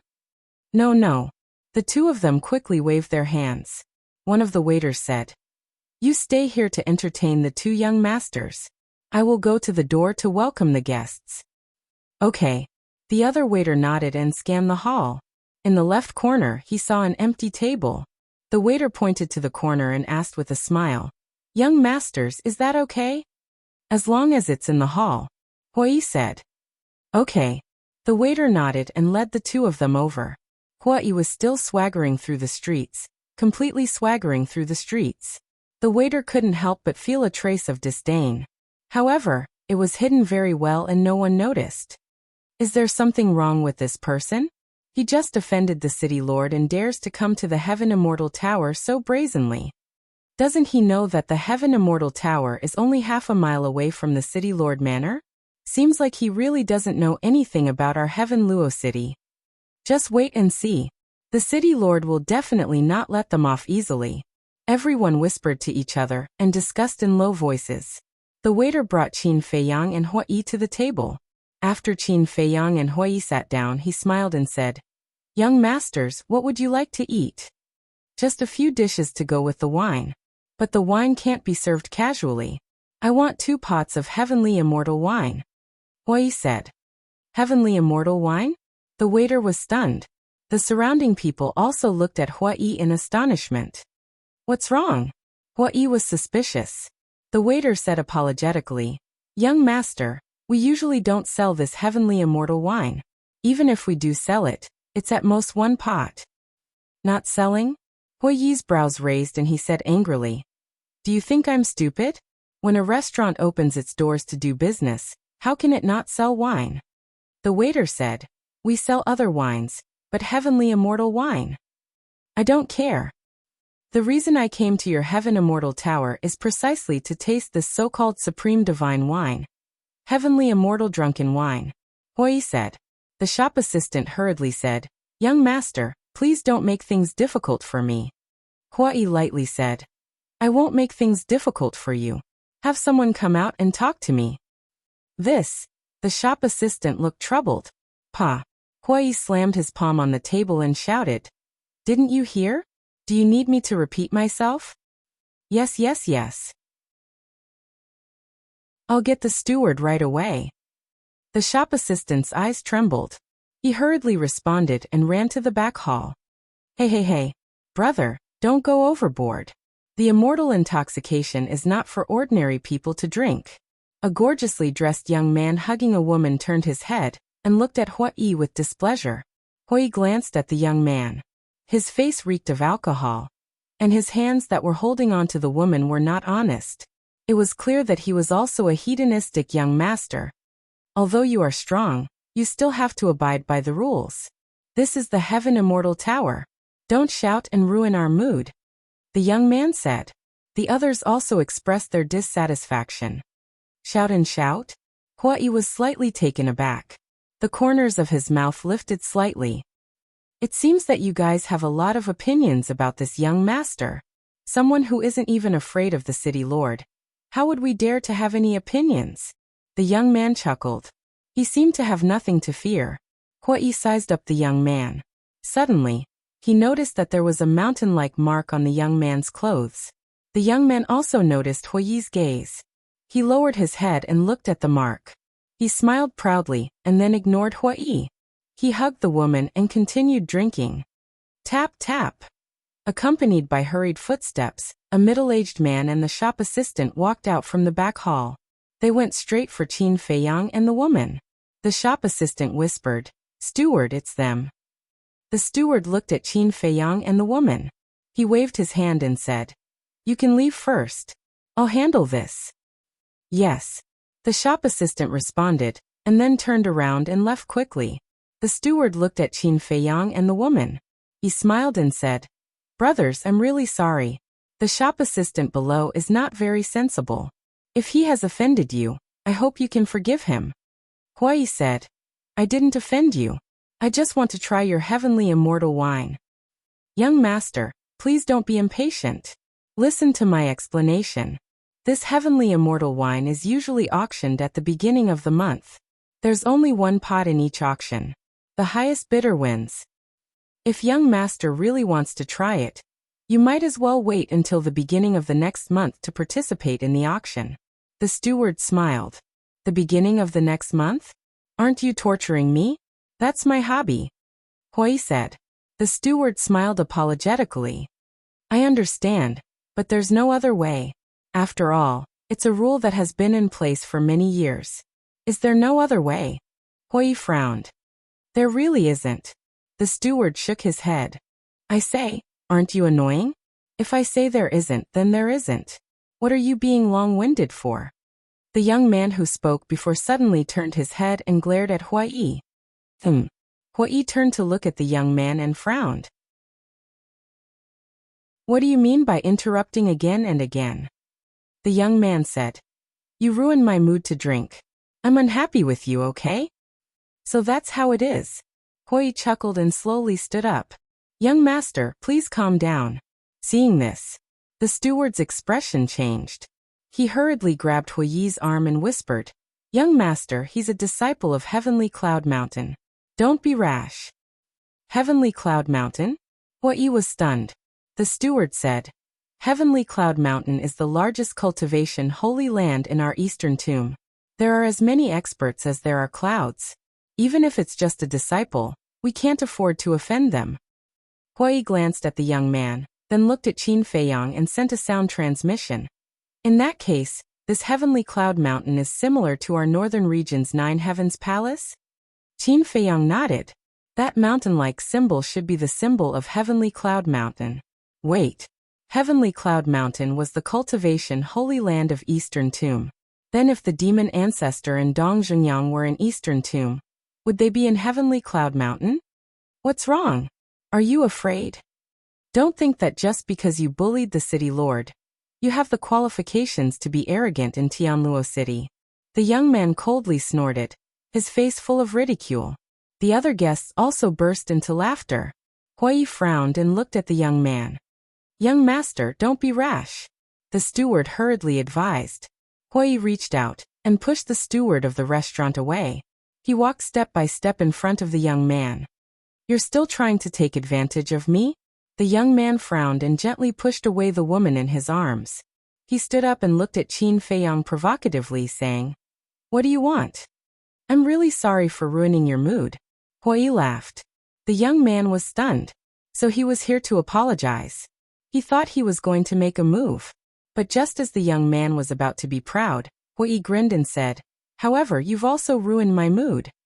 After saying that, he grabbed the young man's head and slammed it on the table with a bang. The wine and dishes on the table suddenly spilled all over the ground. This sudden scene made the restaurant steward, the other guests, and the hostess dumbfounded on the spot. They originally thought that Hui was going to apologize. After all, Heavenly Cloud Mountain was the #1 force in Eastern Tomb. No one dared to provoke them. But they never thought that this person was completely playing with this disciple of Heavenly Cloud Mountain. Is Heavenly Cloud Mountain that great? You think that because you're a disciple of Heavenly Cloud Mountain, I won't dare to touch you? And ruin your mood? Who do you think you are? Hui pressed the young man's head and sneered. Bastard, let go of me. The young man roared and struggled frantically, but it was no use. Okay, I'll let go. Hui nodded, released his hand, and returned to his seat. The young man immediately stood up and stared at Hua Yi with murderous intent. Hua Yi said indifferently, "Same old rules, kneel down and kowtow to me." What? He actually wants a disciple of Heavenly Cloud Mountain to kowtow to him again. Everyone's eyes were dull. Was this person not afraid of death? He dared to offend a behemoth like Heavenly Cloud Mountain? "Young master, can you stop messing around? I'll personally give you a pot of heavenly immortal wine." The steward anxiously looked at Hua Yi and said. Hua Yi's eyes lit up. He looked at the steward and asked, "Are you serious?" "Yes." The steward nodded and turned to look at a waiter standing behind the counter. He said, "Go to the wine cellar immediately and bring a pot of heavenly immortal wine to this young master." Okay. The waiter immediately ran to the wine cellar. Before the wine was delivered, Hua Yi couldn't help but gulp. He turned to look at the young man and said, "For the sake of the heavenly immortal wine, I won't bother with you. Get lost. Just you wait. I'll let you know the price of offending my Heavenly Cloud Mountain." "And you?" the young man gloomily said. He glared at Qin Feiyang and turned to leave. Heavenly Cloud Mountain. Qin Feiyang looked at the young man's back, his eyes flickering. Just as the young man was about to leave the restaurant, Qin Feiyang's eyes flashed. He turned to look at Hua Yi and said, "Cripple him." Chapter 2260. What? Cripple him. The restaurant's manager and the guests in the hall trembled. Since entering the restaurant, this person hadn't said a word. Everyone thought that he was a low-key person. But they didn't expect that his first sentence would be to cripple the other party. If his words weren't shocking, he wouldn't stop until he died. When the young man heard Qin Feiyang's words, his body shook violently. Immediately after, with a swoosh, he ran outside without looking back. "Are you sure?" Hua Yi was also a little stunned. Qin Feiyang said, "If you say any more nonsense, he will run away."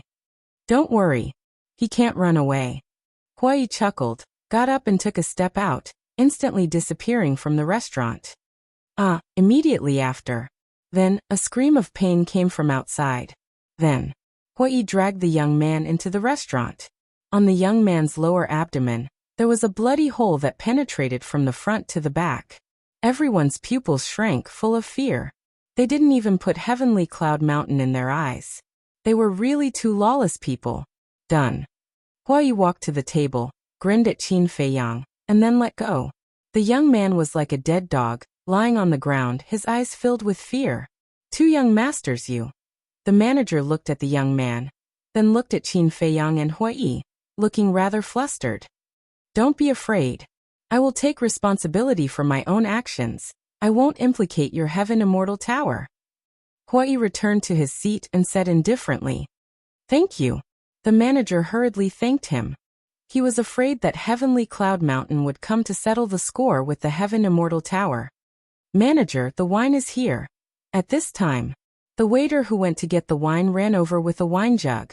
Looking at the young man lying on the ground, his expression changed drastically. The wine jug in his hand was so frightened that he didn't hold it properly and dropped it. Hua Yi glared. His eyes were sharp and his hands were fast. He rushed over and grabbed the wine jug. The manager came back to his senses and immediately looked at Hua Yi, angrily saying, "What are you doing? What if it falls to the ground?" Sorry. The waiter quivered and hurriedly knelt on the ground. Scram. The manager shouted, Yes. The shop assistant got up and ran to the counter, but his heart was in turmoil. He actually crippled a disciple of Heavencloud Mountain in public? Such behavior was a provocation to Heavencloud Mountain. How could these two be so bold?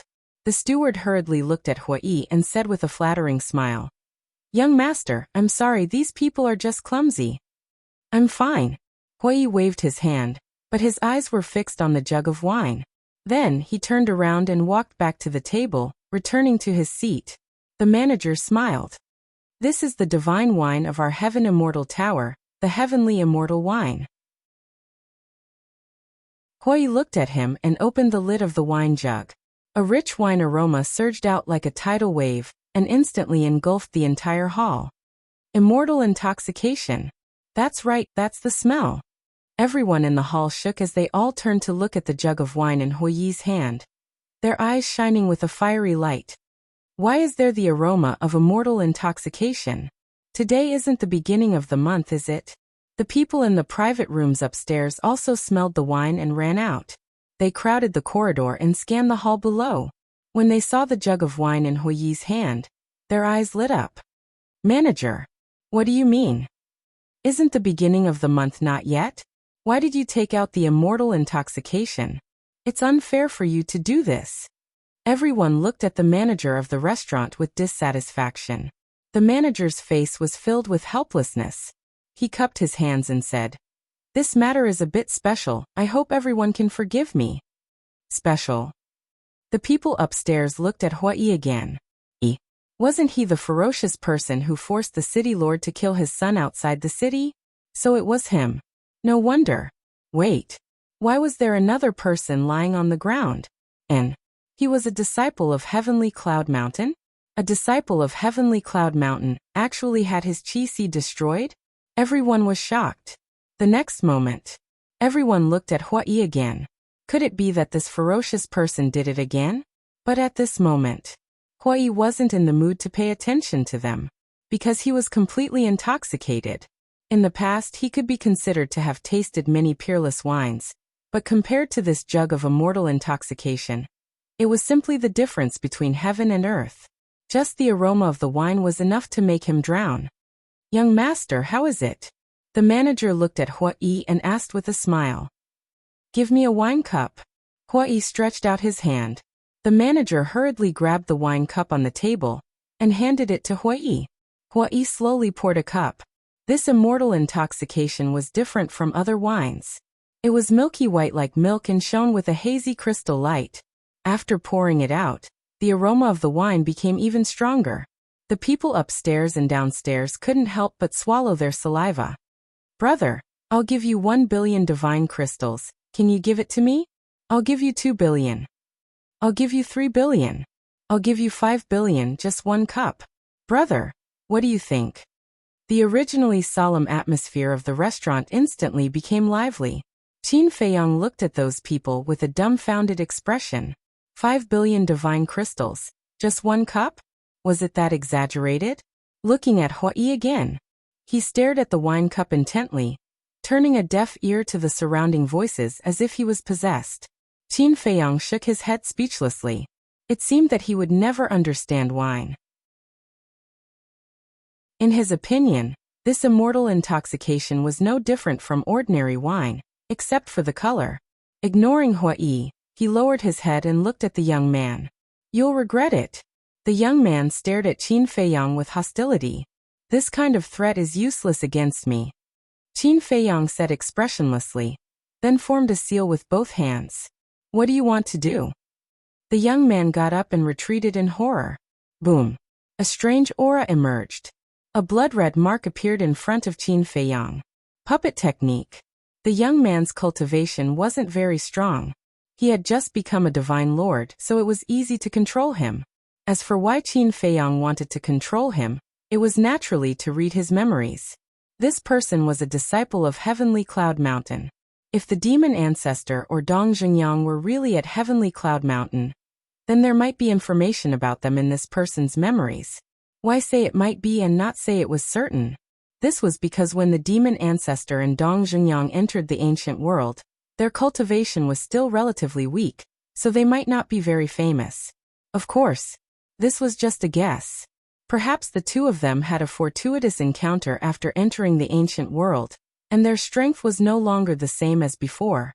Moreover, the demon ancestor had a heaven-defying divine artifact.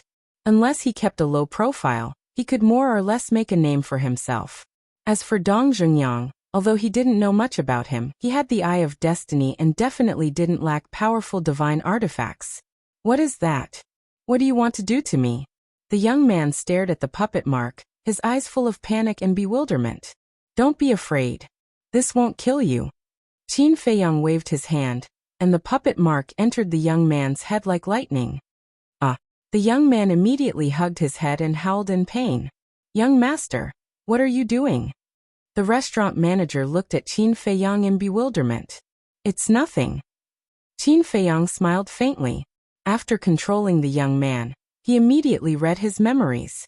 The manager stood at the side and could only wait anxiously. At this moment, Huai finally grabbed the wine cup. Under countless eager gazes, he put it to his mouth and gently took a sip. In an instant, all the pores on his body opened up. Wisps of wine fragrance flowed through his limbs and bones, and into his entire body. He immediately felt like he was floating. This wine was mellow beyond his imagination. It didn't have any stimulating taste, and it was as smooth as milk.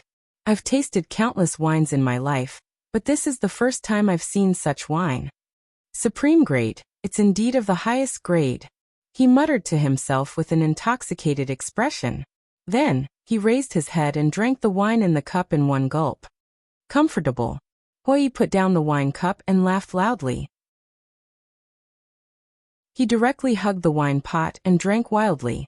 What a waste! What a waste! The other customers swallowed their saliva and roared in their hearts. How could such a peerless divine wine be swallowed like a whale? It was too violent. It was too wasteful. But at the same time, they were extremely envious. They had never tried such a way of swallowing wine like a whale. It was very difficult to bid for the heavenly immortal wine. Even if they were lucky and got it, they would keep it like a treasure and taste it every day, or give it away to please others. The way this person was drinking was simply an extravagant enjoyment. After a long time, Qin Feiyang finally finished reading the young man's memory. His eyes also revealed a trace of light. In the young man's memory, there was really news about the demon ancestor and the demon dragon. The demon ancestor was now in Heavenly Cloud Mountain, and he had a little fame in Heavenly Cloud Mountain. Heavenly Cloud Mountain was the same as Nine Heavens Palace. There was an outer and inner sect, as well as the Heaven List and Earth List. For years ago, the demon ancestor was the first person on the Earth List. 2 years ago, he left the Earth List and became a core disciple of Heavenly Cloud Mountain. A core disciple of Heavenly Cloud Mountain was equivalent to a Saint Peak disciple of Nine Heavens Palace. But in the following 2 years he rarely appeared, so the young man didn't know much about his situation. However, in the young man's memory, there was only news about the demon ancestor and the demon dragon. There was no news about Dong Zhengyang at all. Could it be that Dong Zhengyang was in the western desert or the southern wasteland? This was the result that Qin Feiyang didn't want to see the most. Because in this way, he had to make a trip to the western desert and the southern wasteland. Let's meet the demon ancestor first. Maybe he knows the whereabouts of Dong Zhengyang. Qin Feiyang rubbed his forehead. Chapter 2261. With a bang, Huai smashed the wine jug on the table, his face flushed red as he laughed. It's really satisfying. Obviously, he had already finished the jug of wine. Qin Feiyang turned to look at him and asked suspiciously, "Is it really that satisfying?" "Damn it." Huai slapped his head. "What's wrong?" Before Qin Feiyang could open his mouth, the manager of the restaurant had already become nervous. Huai looked at Qin Feiyang and said with an embarrassed smile, "Brother, I'm sorry, this wine is too satisfying, I forgot to leave some for you." The restaurant manager wiped his cold sweat. He thought it was something serious, but he was so shocked that he was scared to death. Qin Feiyang was also speechless. Huai rolled his eyes and turned to look at the manager, chuckling, "Brother, look, my brother hasn't tasted it yet, give me another jug." The manager's face immediately flushed red. "Don't be like this. I'll give you divine crystals. No, I'll give you soul stones, 100 million soul stones." Huai took out his universe ring and smashed it on the table. "What? 100 million soul stones?" Everyone was dumbfounded. The value of soul stones and divine crystals couldn't be compared. Although divine crystals were also indispensable, soul stones were more attractive in comparison. "Young master, I really can't. As you can see, I gave you a jug just now and it already caused everyone's dissatisfaction." The manager wasn't moved by the 100 million soul stones. 200 million. Huai stretched out 2 fingers. The manager smiled bitterly. "Young master, don't make things difficult for me, okay?" 300 million. Huai said again. The manager said, "Young master, giving you a jug is already my limit. Even if you give me 1 billion soul stones now, it won't work." Then 3 billion. Hui said. 3 billion? The manager was dumbfounded. This was too extravagant. Brother, you're exaggerating a bit. I don't believe you really have 3 billion soul stones. If you have the ability, take it out first. I still have a jug of heavenly immortal wine at home. It was auctioned last year, but I haven't been willing to drink it. If you really have 3 billion soul stones, I'll sell it to you. A middle-aged fatso who was dressed gorgeously and had a big belly looked at Hui and said, I also have a bottle in my collection. I don't need 3 billion. I'll give you 2.5 billion soul stones. You guys are going overboard trying to snatch business from the Heaven Immortal Tower? Brother, I'm a generous person. As long as you give me 2 billion soul stones, I'll give you that pot of celestial immortal wine that I've kept for 3 years. You call this kind? I've never seen someone as shameless as you. For a moment, the restaurant was bustling with noise.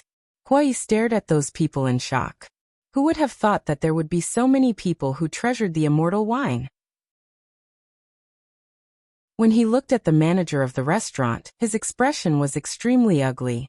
To snatch business from the Heaven Immortal Tower in the territory of the Heaven Immortal Tower, if it was anyone else, they would definitely feel unhappy in their heart. Brother, it's even cheaper here. It's only 5 billion soul stones. Take it as making a friend. As long as you nod your head, I will immediately go back and bring that pot of immortal wine to you. Everyone was still fighting over it. The manager's expression turned darker and darker. He suddenly turned his head and looked at the waiter behind the counter.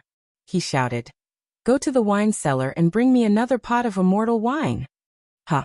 The waiter was stunned. The people upstairs and downstairs also looked at the manager in astonishment. What are you guys in a daze for? Go quickly. The manager shouted. Yes, yes, yes. The waiter nodded repeatedly. He put down what he was doing and ran to the wine cellar. The manager swept a provocative glance at the crowd. It was as if he was saying, You guys want to snatch business from me? Do you guys have the capital to do so? Isn't it just a pot of immortal wine?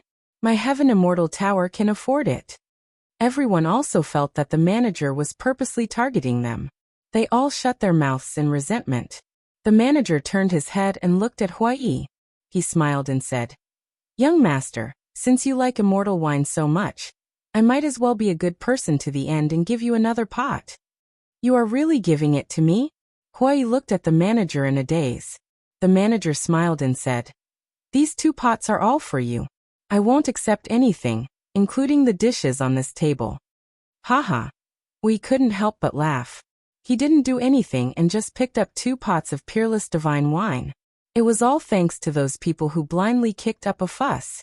Very soon, that waiter ran back with the wine pot. Hui happily took the wine jug and directly put it away. Huh. The manager was stunned and asked suspiciously, Young master, didn't you say that you want to let this young master Qin try it? He doesn't drink. Hui waved his hand. Doesn't drink? The manager's expression stiffened. He turned his head and looked at Qin Feiyang. Qin Feiyang shook his head and smiled.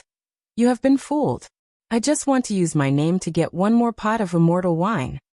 The manager was stunned. The people upstairs and downstairs were also stunned. This was a deep trap. Hui stretched his waist and said with a smile, It feels so good to eat and drink for free. The manager lowered his head and smiled bitterly. It turned out that everyone, including him, had been fooled by this person. But since he had already given it out, it was impossible to take it back. The manager looked at the 2 of them and said, Then you guys take your time. I'll go back to work. Go on, go on. Hui waved his hand. The manager shook his head helplessly and smiled. When he turned around and saw the young man, his eyes flashed slightly. He looked at Hui and said, Young master, I gave you 2 pots of immortal wine. Can you give me face and let him go? Of course. Hui nodded, looked at Qin Feiyang and asked, Do you need to ask him anything? Qin Feiyang shook his head. Hui looked at the young man and said, Then scram. When the young man heard this, he immediately ran outside as if he was running for his life. Qin Feiyang originally planned to help him remove the puppet technique, but when he saw that the person was gone, But in the next moment, the young man actually ran back. And the manager was taken aback. He hurriedly walked over and whispered, "Why are you back? Hurry up and leave." Qin Feiyang and Hua Yi also looked at the young man suspiciously. Unexpectedly, when the young man heard the manager's words, he only smiled coldly and looked at Qin Feiyang and Hua Yi. What's going on? He suddenly became bold? Qin Feiyang and Hua Yi looked at each other, both somewhat confused. It was also at this moment. There was a commotion outside the restaurant. Qin Feiyang and Hua Yi were stunned and looked at the door. The others in the restaurant also looked at the door suspiciously. After a few breaths, a man and a woman, surrounded by a group of guards, entered the restaurant. The manager of the restaurant was also very puzzled at first, but when he saw the man and woman, his face suddenly changed and he hurriedly bowed to salute.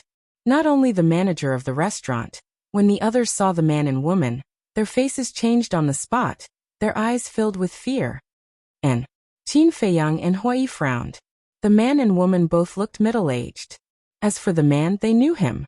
He was the city lord of Heaven Luo City.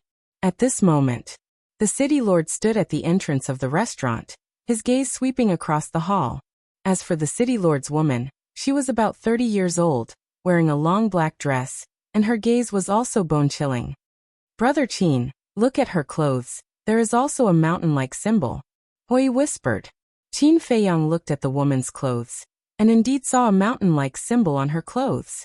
He muttered, "It seems that she is also from Heavenly Cloud Mountain. I'm afraid her status is different." The disciples of Heavenly Cloud Mountain not only returned, but also became fearless. It should be related to her. Moreover, she is walking with the city lord.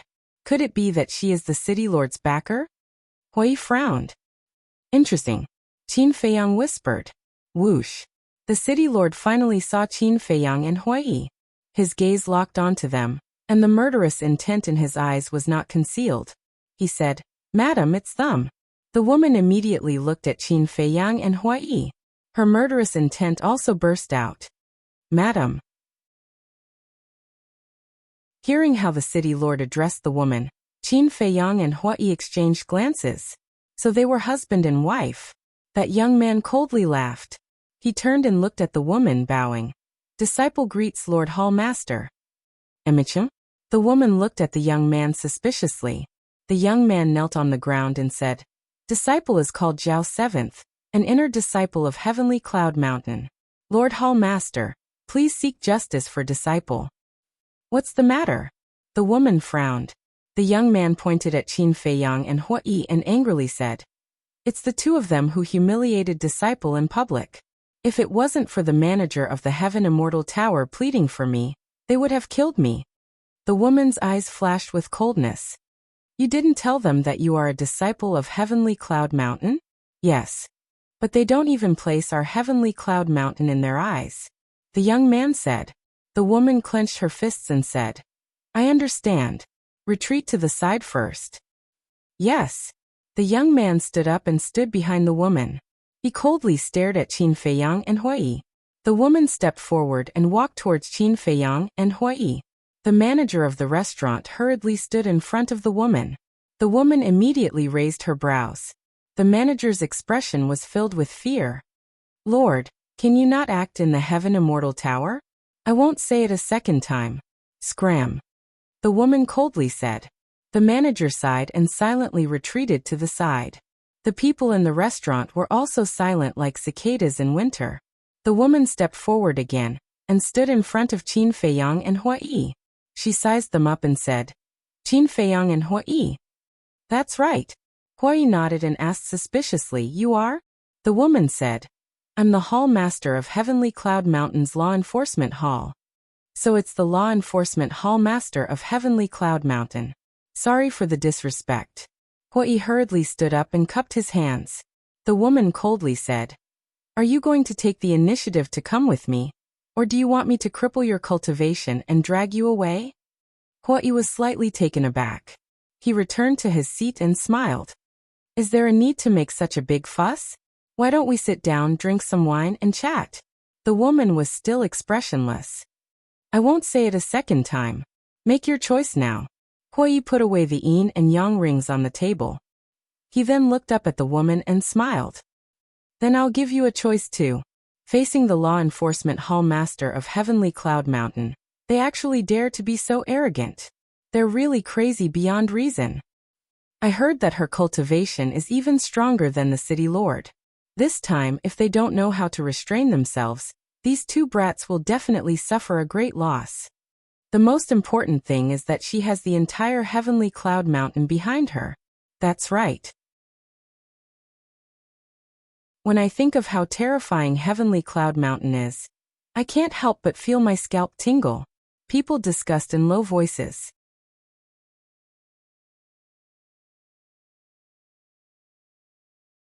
Chapter 2262. The woman raised her eyebrows. An ice-cold aura filled the air. The city lord also took a step forward and landed beside the woman. Staring at Qin Feiyang and Hui, his eyes flashed with killing intent. Hui looked at the two of them and smiled. You'd better listen to me. Boom. The woman took a step forward, and a majestic aura suddenly surged out. Hui sighed. Why don't you listen to my advice? Qin Feiyang's eyes flashed, and suddenly his mind moved. The young man standing beside the door immediately stepped forward and walked behind the woman and the city lord. What are you doing here? Go back. The city lord sensed the young man's aura and shouted without turning his head. But the young man turned a deaf ear. Clang. Suddenly, the young man took out a dagger flashing with divine light and stabbed towards the woman's back. The sharp light pierced her back. The woman suddenly turned around, grabbed the young man's wrist and shouted, "What are you doing?" However, the young man turned a deaf ear. What's going on? He's a disciple of Heavenly Cloud Mountain. Why would he sneak attack the law enforcement hall master? Everyone was bewildered. The city lord also turned his head to look at the young man, frowned slightly and said, "Madam, look at his eyes, something's wrong." The woman looked up at the young man's eyes, which seemed a little dull. Before the woman could figure out what was going on, the young man's hand loosened, and the dagger fell. And at the same time, his other hand raised like lightning, grabbed the dagger, and stabbed towards the woman's lower abdomen again. Killing intent surged in the woman's eyes, and she slapped the young man's forehead. The young man died on the spot. What's going on? There seems to be a feeling of being possessed. Could it be related to the previous mark? At this point, everyone looked at Qin Feiyang again. But they saw Qin Feiyang and Hui sitting at the table as if nothing had happened, as if they didn't see it. What mark? But the woman and the city lord were very concerned. Earlier, before you all arrived, Qin Feiyang had created a crimson imprint and assimilated it into the top of his head. Someone said. Mark, the woman murmured. Her eyes trembled as she stared at Qin Feiyang. She said in a low voice, "Could it be some kind of secret controlling technique?" Control secret technique? What is that? Why haven't I heard of it? Qin Feiyang was suspicious. Stop pretending, the woman shouted. I don't know if you're pretending or not. All I know is that it was you, Lord Hall Master, who killed the disciples of your sect. Qin Feiyang smiled. Trying to frame me? The woman sneered. Do you think I'm that bored? Even if I wanted to frame you, I wouldn't have picked him. What can a mere disciple do? I just want to tell some people that they shouldn't think that they can look down on others just because they have some strength and status. Even an ant can topple an elephant. Some things are hard to predict, Qin Feiyang said with a smile. Even an ant can topple an elephant, people murmured, savoring the words. Why did it feel like he was describing the city lord couple? Hui looked at the couple and laughed. Now, can you quietly listen to the choice I'm giving you? The couple stared at Hui. The first choice is to take your people and leave immediately.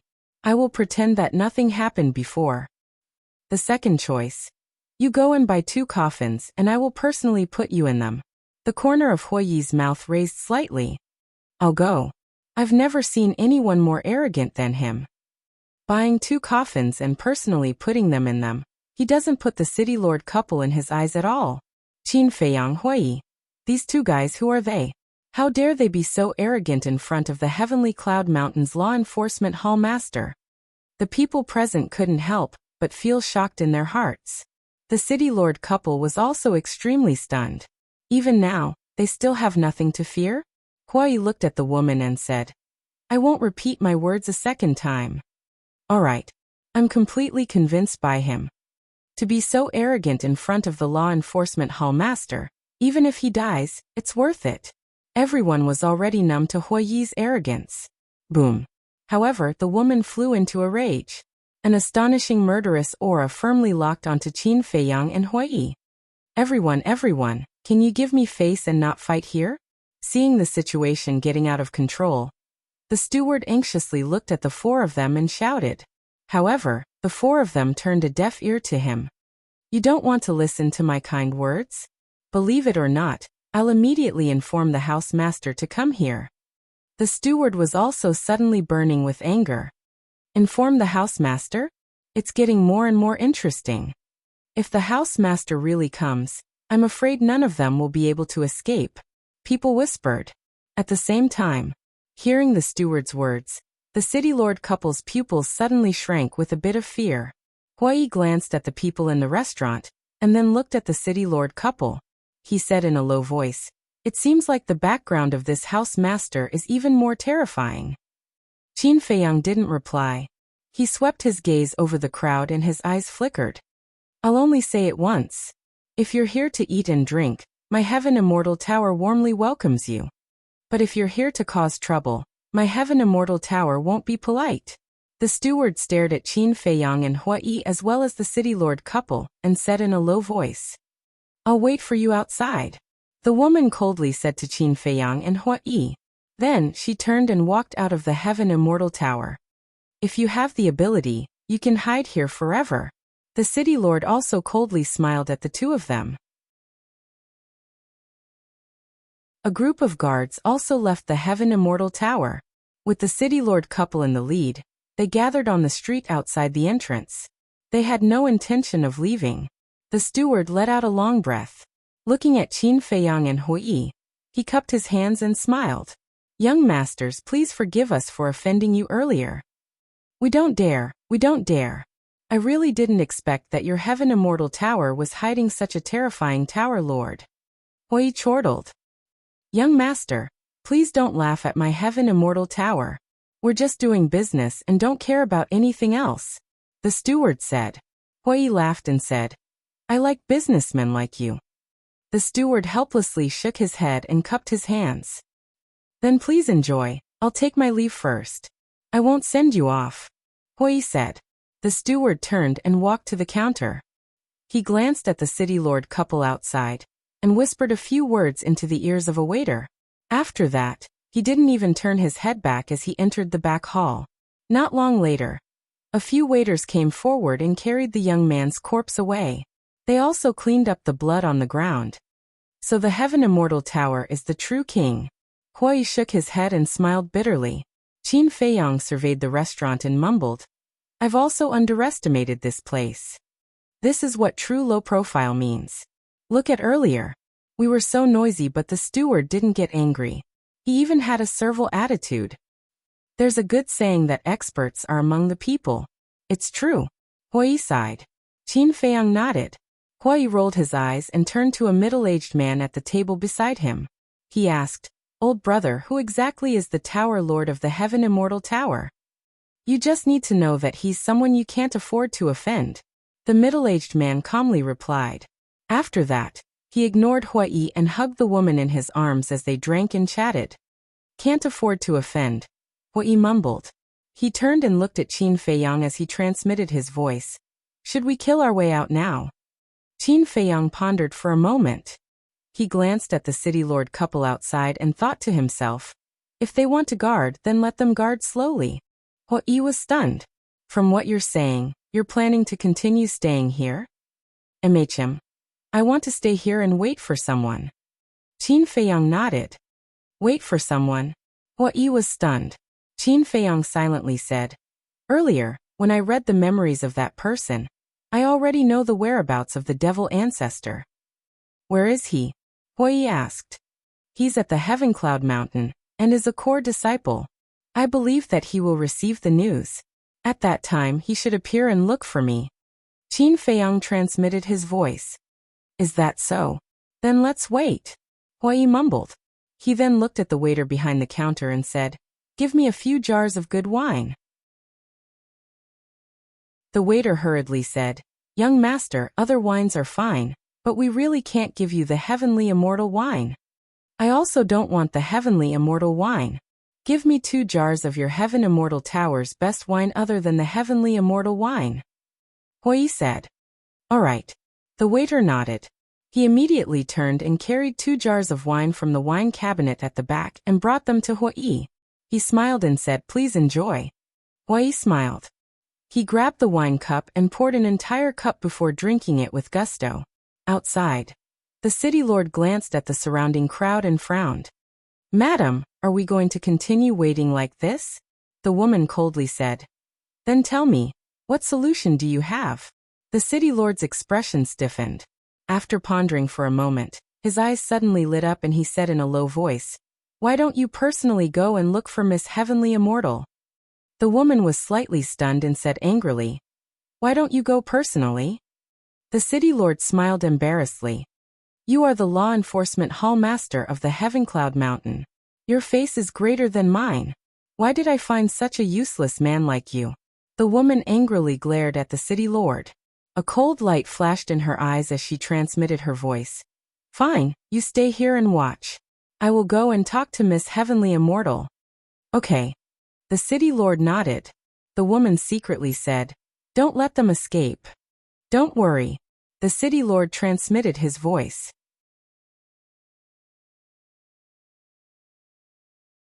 Chapter 2263. Time flew by. The Heaven Immortal Tower sent away batch after batch of guests, and welcomed another batch after another. It's already afternoon and they're still here? Didn't you see? The city lord brought people to block them outside. Do they dare to go out? Everyone was whispering and talking at the same time. Swish! Outside. The woman appeared out of thin air beside the city lord. The city lord immediately looked at the woman and asked suspiciously, Why were you gone for so long? She's busy. It wasn't easy to meet her. The woman said. The city lord asked, How was the discussion? The woman glanced at him and didn't answer. She turned to the guards behind her and said, I'll give you guys 100 breaths of time to bring me 2 coffins. Yes. The group of guards immediately turned and left. The city lord frowned. Madam, what do you mean by this? Of course it's for them. The woman sneered. For them? The city lord was stunned for a moment before a look of realization appeared on his face. His eyes also emitted a cold light. Inside the restaurant, Qin Feiyang didn't say a word as he leaned back on the chair and closed his eyes to rest. Huai, on the other hand, was drinking with relish. Da-da. Suddenly, a series of hurried footsteps could be heard.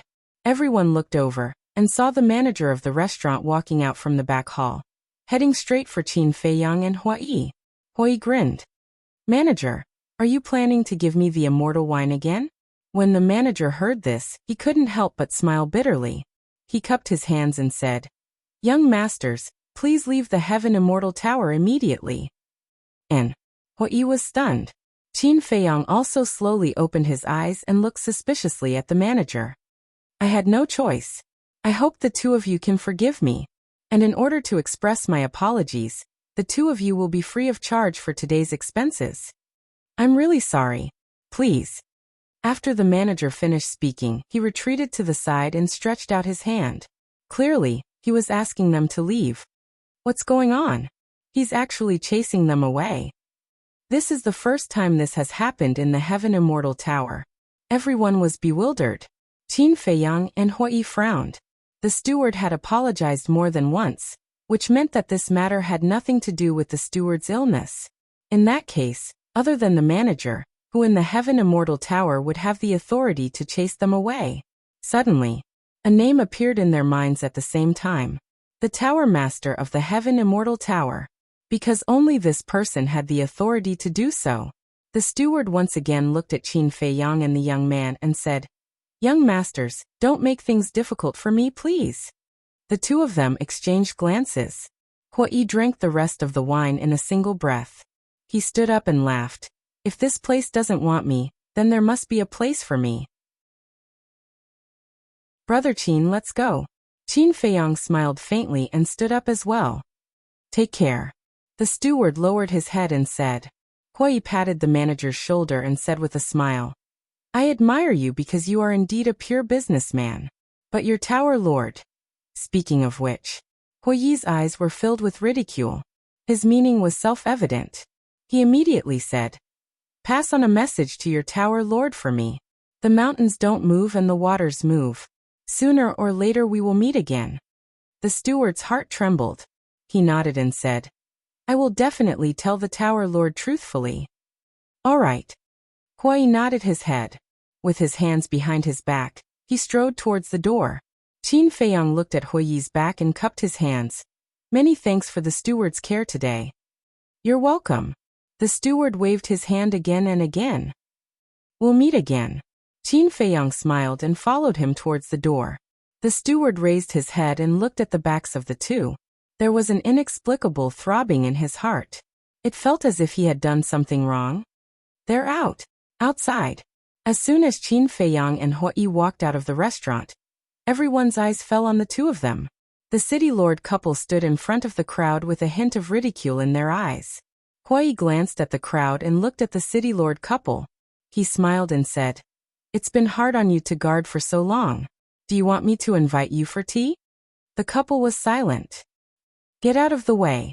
Suddenly, a shout rang out. Everyone turned their heads and saw a group of guards carrying two large coffins running over. Ha! Hui was surprised. He looked at the city lord couple and said, You really prepared the coffins? Bang! A group of guards ran over, placed the coffins on the ground, and retreated behind the city lord couple. Not bad, not bad. The materials used are all superior wood. The woman reached out and knocked on the coffin. She nodded with satisfaction and smiled. Then she looked up at Qin Feiyang and said, It suits you. Not for yourselves? Hui was stunned. What do you think? The woman teased.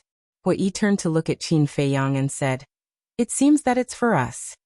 I don't have the fortune to enjoy it. Qin Feiyang smiled faintly. I don't have the fortune to enjoy it either. Hui laughed and looked at the city lord couple saying, You can enjoy it yourself. Boom. What responded to him was a terrifying pressure. The woman's eyes were cold. She took a step forward and slapped at Hui. Seeing this, the surrounding crowd immediately retreated.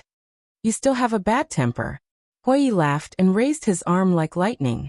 His 5 fingers were like an eagle's claw, directly grabbing the woman's wrist. The woman immediately stopped, unable to get closer. What? He actually blocked her attack so easily. Everyone's eyes were wide open in disbelief. Then they looked at the woman. Her expression was a trace of surprise. Her arm shook hard, but she found that she couldn't shake off Hui. I told you to take those guards and leave quickly. Why didn't you listen to my advice? Hui sighed. His 5 fingers exerted a little force, and with a crisp crack, the woman's wrist shattered on the spot. Everyone was horrified. The steward also stood at the door, watching this scene with his own eyes. His heart was also set off by stormy waves. Even the law enforcement hall master of Heavenly Cloud Mountain couldn't resist. What was this person's cultivation? Woman. The city lord was also horrified. He hurriedly stepped forward and punched at Hui. It seems that today, I really have to be a good person to the end and send your whole family to hell. The corner of Hui's mouth rose. Boom. Half-step undying realm pressure suddenly erupted. The entire Tianluo city instantly trembled.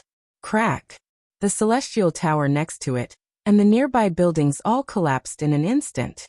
Countless people fled into the sky in a sorry state, staring at Hui in horror. This pressure. The steward of the restaurant was also covered in dust. He turned a blind eye to the collapsed celestial tower at this moment, and looked at Hui in shock. Then he looked at the city lord couple. At this moment, under the confinement of the pressure, they couldn't even move. Their eyes were also filled with shock. A half-step 9th heaven realm and a lesser 9th heaven realm. I really don't know where you get the courage to challenge me. A half-step undying realm. Hui glanced at the couple and laughed. What? Half-step undying realm. The steward's eyes widened in anger. The city lord couple's eyes also trembled. Half-step undying realm. Half-step undying realm. Even in the entire East Tomb, could be counted with one hand. They were existences standing at the top of the pyramid. They never thought that the other party would be a half-step undying realm expert. Immediately after, the city lord couple also felt an indescribable fear. For an expert of this level, killing them was as easy as flipping a hand. Life is short. You have to cherish every day when you're alive, but you just had to come and seek death. But with these two coffins, your corpses won't be left in the wilderness. Hui smiled. Two wisps of fiery red divine power appeared, exuding a world-destroying sharpness. You can't kill me. I'm the law enforcement hall master of Heavenly Cloud Mountain. If you kill me, you'll be going against the entire Heavenly Cloud Mountain. The woman roared in panic. Hearing this, Hui turned his head to look at Qin Feiyang. Qin Feiyang smiled faintly. Hui also revealed a bright smile. He looked at the woman and said, We're not even afraid of the dragons. Why would we be afraid of a mere Heavenly Cloud Mountain? Two wisps of divine power shot out. The woman and city lord madly struggled. But under the confinement of the pressure, it was useless. The aura of death quickly descended. A trace of madness suddenly crept into the eyes of the couple, and a peerlessly terrifying and destructive aura rushed out of their bodies like a tide. Not good. They're going to self-destruct their bodies. The manager roared. The surrounding crowd's expression changed. What would happen if an expert at the Ninth Heaven's realm self-destructed? The entire Tianluo city, including everyone, would probably be turned into ashes in an instant. Self-destruct their bodies? How childish.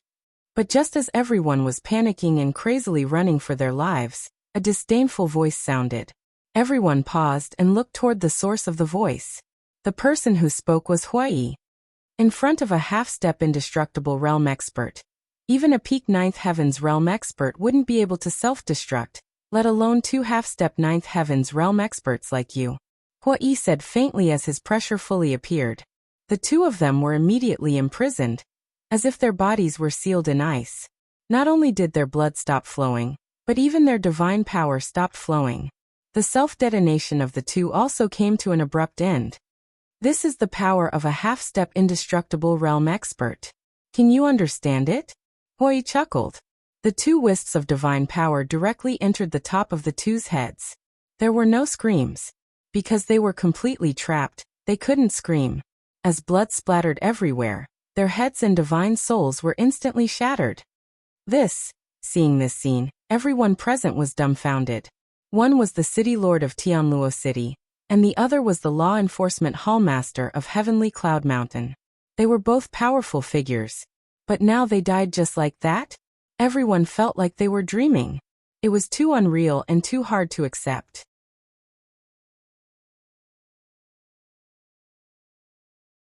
Chapter 2264. Hui withdrew his pressure and waved his hand. The corpses of the city lord couple fell into the coffin one after another. Wait! Qin Feiyang walked to the coffin and poured his divine sense into the bodies of the two. His eyes suddenly lit up. What's wrong? Hui was suspicious. Qin Feiyang smiled without saying a word. Divine power poured into the bodies of the two. With a clang, two divine artifacts suddenly flew out. You're too dishonest. You don't even let go of the divine artifacts of the dead. Hui's face was full of disdain. Get lost. Qin Feiyang glared at him fiercely and took the two's interspatial rings. Shameless. Even I feel embarrassed standing next to you. Hui slapped his forehead and shouted to the sky. This is embarrassing? Why don't you leave this embarrassing thing to us? The steward and the others looked at Hui speechlessly. The city lord couple were both powerful figures. There must be a lot of wealth in the interspatial rings. Especially the two divine artifacts. The city lord's divine artifact was a 3-foot broadsword. It was as wide as 5 fingers. It was completely black and had a threatening edge. Judging from its aura, it was a peak-level divine artifact. The woman's divine artifact was even more amazing. It was a white dagger that looked like it was made of jade. It flickered with a hazy light. At first glance, it looked like an exquisite work of art. It was somewhat similar to Chang Shui. And judging from its aura, this dagger was a legendary divine artifact. A peak-level divine artifact, a legendary divine artifact, and 2 interspatial rings with a lot of wealth. With so many spoils of war, he still called it embarrassing? What was the saying? Yes, yes, yes. Taking advantage and still pretending to be obedient. It was talking about this person. Qin Feiyang didn't pay any attention to the shouting Huai. He directly sent the universe ring and the divine artifact to the ancient castle, and had Huolian take inventory. Immediately, he looked at the group of guards and smiled.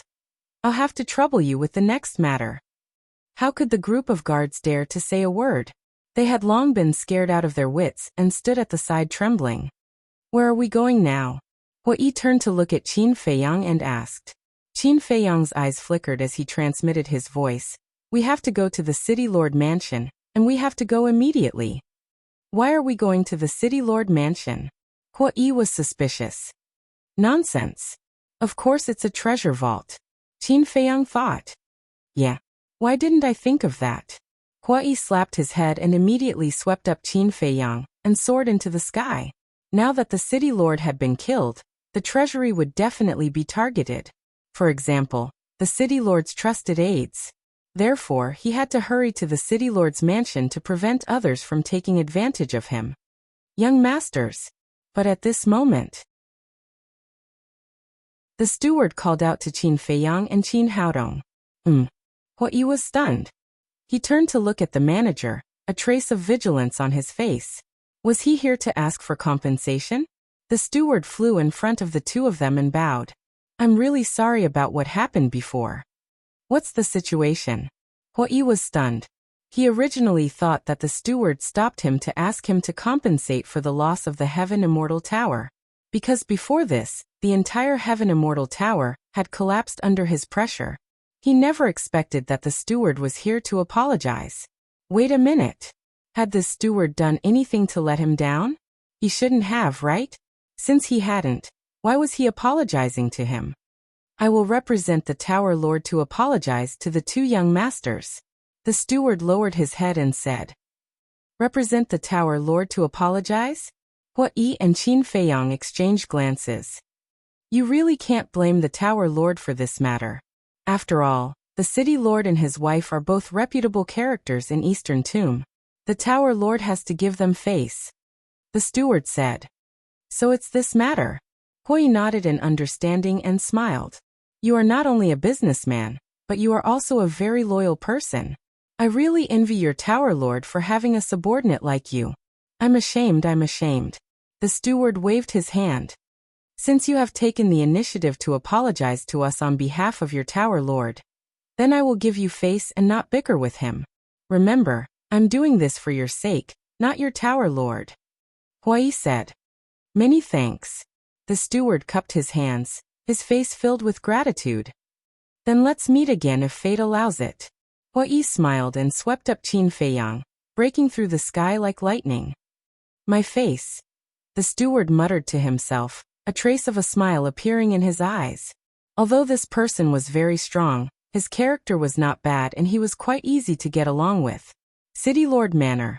The Heaven Immortal Tower wasn't far from the City Lord Manor. Therefore, Huai's pressure had also affected the City Lord Manor. The originally magnificent City Lord's mansion had now become a pile of rubble. The guards, servants, maids, and stewards of the City Lord Manor added up to a few hundred people. At this moment, they were all standing in the void with ashen faces, looking at the ruins below, their faces filled with grief, anger, and despair. Because they were not far from the Heaven Immortal Tower, they already knew about the death of the City Lord and his wife. Steward, what should we do? A black-clothed old man among the group of people was at a loss. What can we do? Are we going to avenge the City Lord and his wife? We don't have that ability at all. Hurry up and find something valuable and run for your life. The black-clothed old man shouted. When the group of people heard this, they immediately dispersed and entered the ruins below to search. The black-clothed old man glanced at the group of people, his eyes flashed slightly, and he also entered the ruins. Seeing that no one was paying attention to him, he moved away a piece of gravel, and a complete piece of ground immediately appeared. The treasure vault is all mine. The black-clothed old man lowered his head and looked at the ground, his expression incomparably excited. Following closely, he blew off the dust on the ground, then gently pressed the edge of the ground, and a palm-sized secret compartment suddenly appeared. In the secret compartment, there was a black button hidden. The black-clothed old man raised his trembling hand and pressed the black button. Immediately, the ground under his feet quickly cracked open. A secret passage that was only about 1 meter wide immediately appeared in front of his eyes. The black-clothed old man glanced at the people around him, jumped down, and entered the secret passage. The secret door also closed. But just before it closed, 2 figures rushed into the secret passage like lightning. These 2 people were Qin Feiyang and Hui. It was also luck. As soon as they came to the top of the ruins, they noticed the sneaky black-clothed old man. Although he didn't know if the treasure vault was below, it was 100% certain that something was hidden in such a secret door. So, they immediately followed him in. Who let you in? Get out quickly. At the same time, seeing that someone had followed them, the black-clothed old man was furious. He thought it was the city lord's mansion's guards or servants. But when Qin Feiyang and Hui turned around and faced the black-clothed old man, the black-clothed old man trembled and collapsed to the ground on the spot. How could it be these 2 fierce people? Qin Feiyang glanced at the black-clothed old man, released his divine sense, and followed the secret passage, extending towards the end. The inside of the secret passage was quite spacious. It was more than 3 meters high and about 2 meters wide, in a spiral shape, leading to the ground. And when his divine sense extended to the end of the secret passage, he found that there was a tightly closed stone door at the end. Qin Feiyang couldn't help but have a trace of suspicion in his eyes. He withdrew his divine sense, looked down at the black-clothed old man on the ground, and asked, "Where is this place?" "This," the black-clothed old man stammered. His face was pale, showing that he was scared. Qin Feiyang said, "Don't be nervous, I won't kill you." "Really?" The black-clothed old man raised his head in fear, and looked at Qin Feiyang and Hui. "Really? But the premise is that you have to answer my question truthfully." Qin Feiyang said. Okay. The black-clothed old man nodded. Qin Feiyang asked, "Where is this place?" The black-clothed old man said, "This is the place where the city lord usually cultivates in seclusion." "A place for seclusion?" Qin Feiyang and Hui looked at each other, frowned, and said, "What about the city lord's mansion's treasure vault?" The black-clothed old man's heart trembled. It turned out that these 2 people were also here for the treasure vault. "Speak," Hui shouted. "I don't know where the treasure vault is either. Although I am the steward of the city lord's mansion, the city lord and his wife have never mentioned the location of the treasure vault to anyone. Even the young city lord doesn't know," the black-clothed old man hurriedly said. Qin Feiyang asked, "In other words, only the city lord and his wife know the location of the treasure vault?" "Yes." The black-clothed old man nodded. "What should we do?" Hui looked at Qin Feiyang. Qin Feiyang lowered his head, his eyes flickering. Suddenly, he looked at the black-clothed old man again and said, "I never trust anyone so easily, so I want to read your memories." After saying that, he placed his hands in front of his chest and formed a seal. A puppet imprint quickly appeared. "Read my memories." The black-clothed old man's gaze trembled as he looked at the puppet imprint floating in the void, panicking. "Don't resist. Otherwise, you'll have to bear the consequences," Qin Feiyang said. The black-clothed old man's cultivation was very strong, at least a half-step to the divine realm. If he resisted, he really couldn't control it, and might even suffer a backlash. However, with Hui around, he shouldn't have the guts. Don't. The black-clothed old man hurriedly waved his hand and said, "I can tell you anything, just that after this, you can give me a way out." Qin Feiyang raised his eyebrows and said, "So you were lying before?" Hui's eyes also flashed with killing intent. The black-clothed old man was terrified to the extreme and shook his head. I'm sorry, I was possessed for a moment and won't dare to do it again. Let me tell you, the treasure vault is below the secret passage. Below? Qin Feiyang pointed underground. Yes. The black-clothed old man nodded repeatedly. Qin Feiyang and Huai looked at each other and asked, "Are you sure you didn't lie to us this time?" No, no. The black-clothed old man shook his head again. Qin Feiyang shouted, "Then why are you still sitting on the ground? Lead the way." Yes, yes, yes. The black-clothed old man immediately got up and ran towards the end of the secret passage. Because he was too flustered, he even tripped a few times. This old thing definitely wants to swallow all the treasures in the treasure vault alone. Huai sneered inwardly. That's why I said to hurry over, when we were in the Heaven Immortal Tower. Qin Feiyang secretly said. Huai gave a thumbs up. He indeed had foresight and arrived in time. Otherwise, not to mention treasures, not even a divine crystal would be left.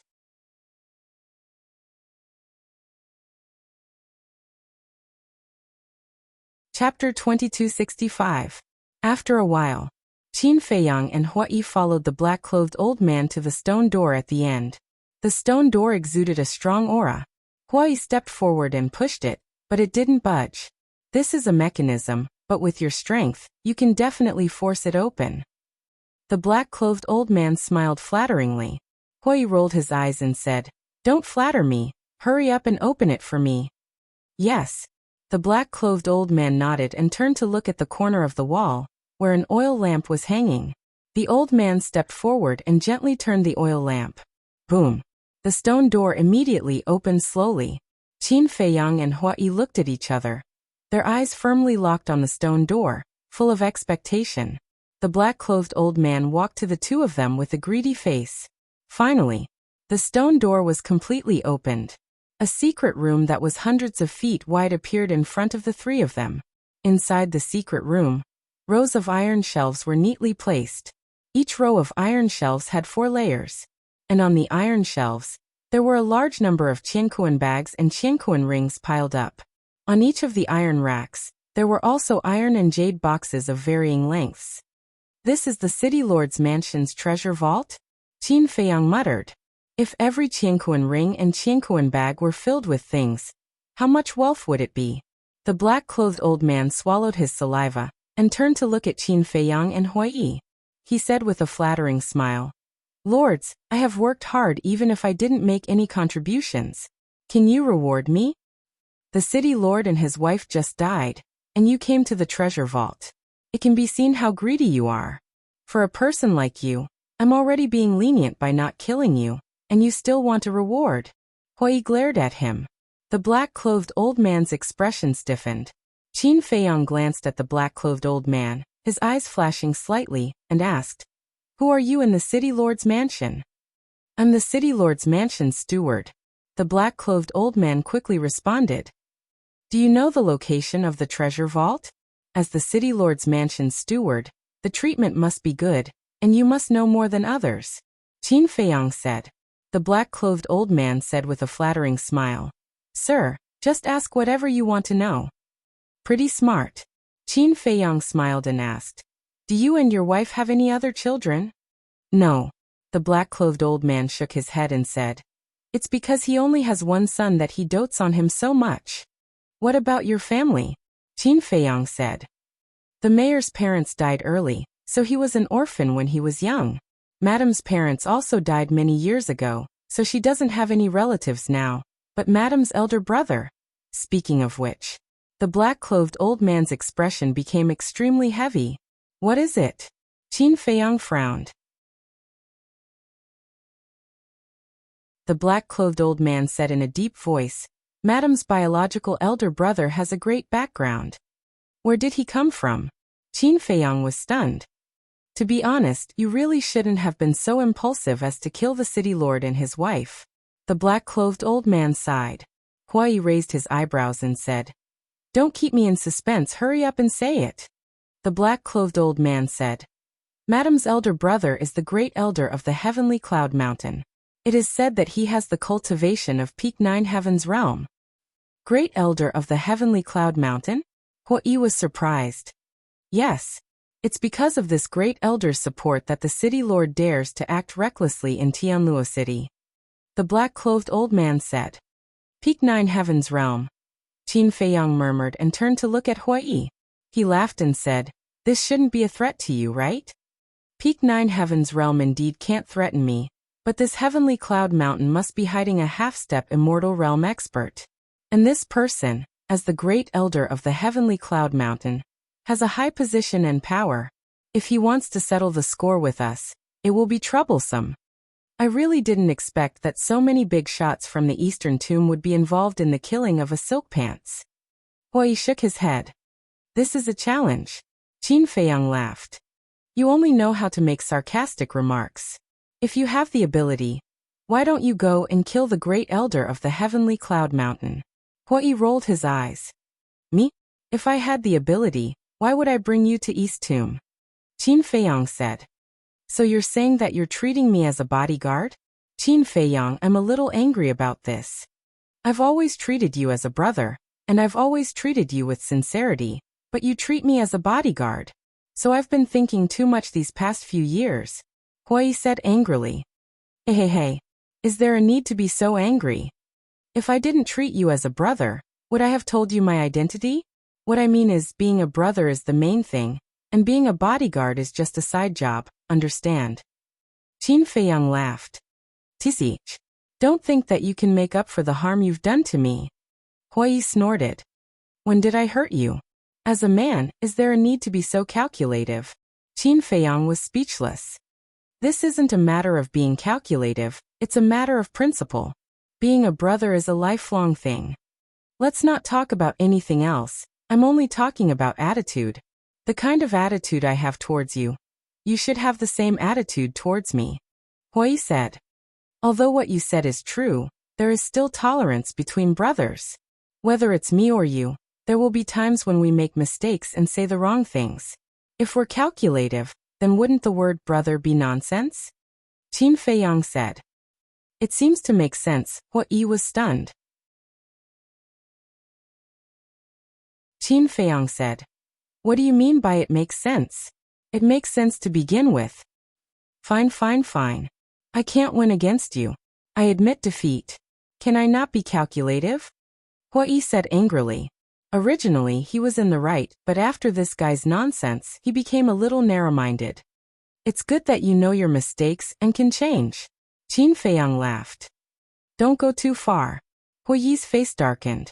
Qin Feiyang laughed, glanced at the treasure house and said, Get ready to work. Hearing this, Huai immediately rubbed his hands and laughed. Boom.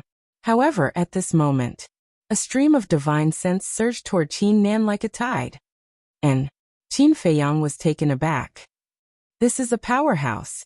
Huai frowned immediately. It's him. The old man in black exclaimed. Oh. Qin Feiyang and Huai turned to look at him. The old man in black said, Heavenly Cloud Mountain's great elder Suemo.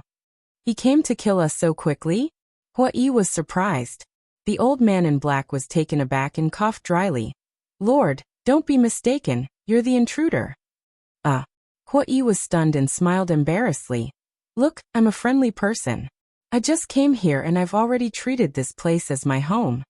The old man in black was speechless. Huai urged, Brother Qin, hurry up. Qin Feiyang nodded and rushed into the treasure house. With a wave of his hand, the iron shelves quickly disappeared. Naturally, they were all sent to the castle. The current castle was enough to accommodate everything here. Swish. When Qin Feiyang finished sweeping, a terrifying aura surged from the other side of the secret passage. Almost in the next moment, a burly man with his upper body exposed appeared. He was 2 meters tall, like a small giant, filled with a wild aura. Greetings, great elder. The old man in black immediately knelt on the ground, his face pale. The aura emitted by the burly man made him feel despair. The burly man glanced at the old man in black, then looked at Huai, and his pupils shrank slightly. Immediately after, he saw the treasure house again. Seeing the empty treasury, as well as Qin Feiyang who was standing in the treasury, he immediately clenched his fists. The old man in black said, Great elder, I didn't bring them here. Then why are you here? Suemo shouted. The old man in black was flustered. If you really didn't bring them here, then you must also be thinking about the treasures here. So, you deserve to die. Suemo took a step forward and landed in front of the old man in black. His fan-like big hand slammed down. Ah! Accompanied by a shrill scream, the old man in black died on the spot. Qin Feiyang walked out of the treasure house and stood beside Hua Yi. Looking at this scene, his pupils could not help but shrink. Although it was the first time they met, it was not difficult to see that this was a violent and ruthless person. Half-step imperishable then. Suemo looked at Hua Yi, his eyes flickering. Suemo, great elder of Heavenly Cloud Mountain. I've heard a lot about you. Nice to meet you. Hua Yi cupped his hands and smiled. Suemo said, You're the one who killed my sister's family? Aren't you asking the obvious? However, this matter truly cannot be blamed on me. It is them who have been aggressive over and over again. Hua Yi said helplessly. Don't worry. I'm not here to take revenge on you. I don't have the ability. Suemo said. Your Excellency is very self-aware. If your sister also had such awareness, how could things have gotten to this point? Hua Yi smiled. Suemo's eyes darkened and said, I received the order of the Deputy Peak Master to invite the two of you to Heavenly Cloud Mountain as guests. Deputy Peak Master? Guests. Qin Feiyang and Suemo looked at each other. Hua Yi asked suspiciously, May I ask, who is the Deputy Peak Master? The Deputy Peak Master is the person with the highest authority in Heavenly Cloud Mountain. He is also a half-step imperishable realm expert like you. Suemo said. I see. Hua Yi suddenly understood. The Deputy Peak Master is already waiting for the two of you at Heavenly Cloud Mountain. Please. Suemo retreated to the side and stretched out his hand. Hua Yi said telepathically, Brother Qin, this isn't a trap, right? Qin Feiyang thought. How is Heavenly Cloud Mountain compared to Empyrean Palace? Hua Yi said. Definitely stronger than Empyrean Palace. Qin Feiyang's eyes flashed and he asked, How do you know? Think about it. Since there's a Deputy Peak Master, Heavenly Cloud Mountain must have a Peak Master. This Peak Master is definitely stronger than the Deputy Peak Master. I think he should be about the same as the Palace Master of Empyrean Palace. If the Palace Master was still alive, the overall strength of Empyrean Palace and Heavenly Cloud Mountain should be about the same. But because of the Palace Master's death, Empyrean Palace naturally can't compare to Heavenly Cloud Mountain. Hua Yi thought. Qin Feiyang glanced at him and said, I thought you knew a lot about Heavenly Cloud Mountain. How is that possible? I've never heard of Heavenly Cloud Mountain before. It's all analysis and deduction. Hua Yi smiled.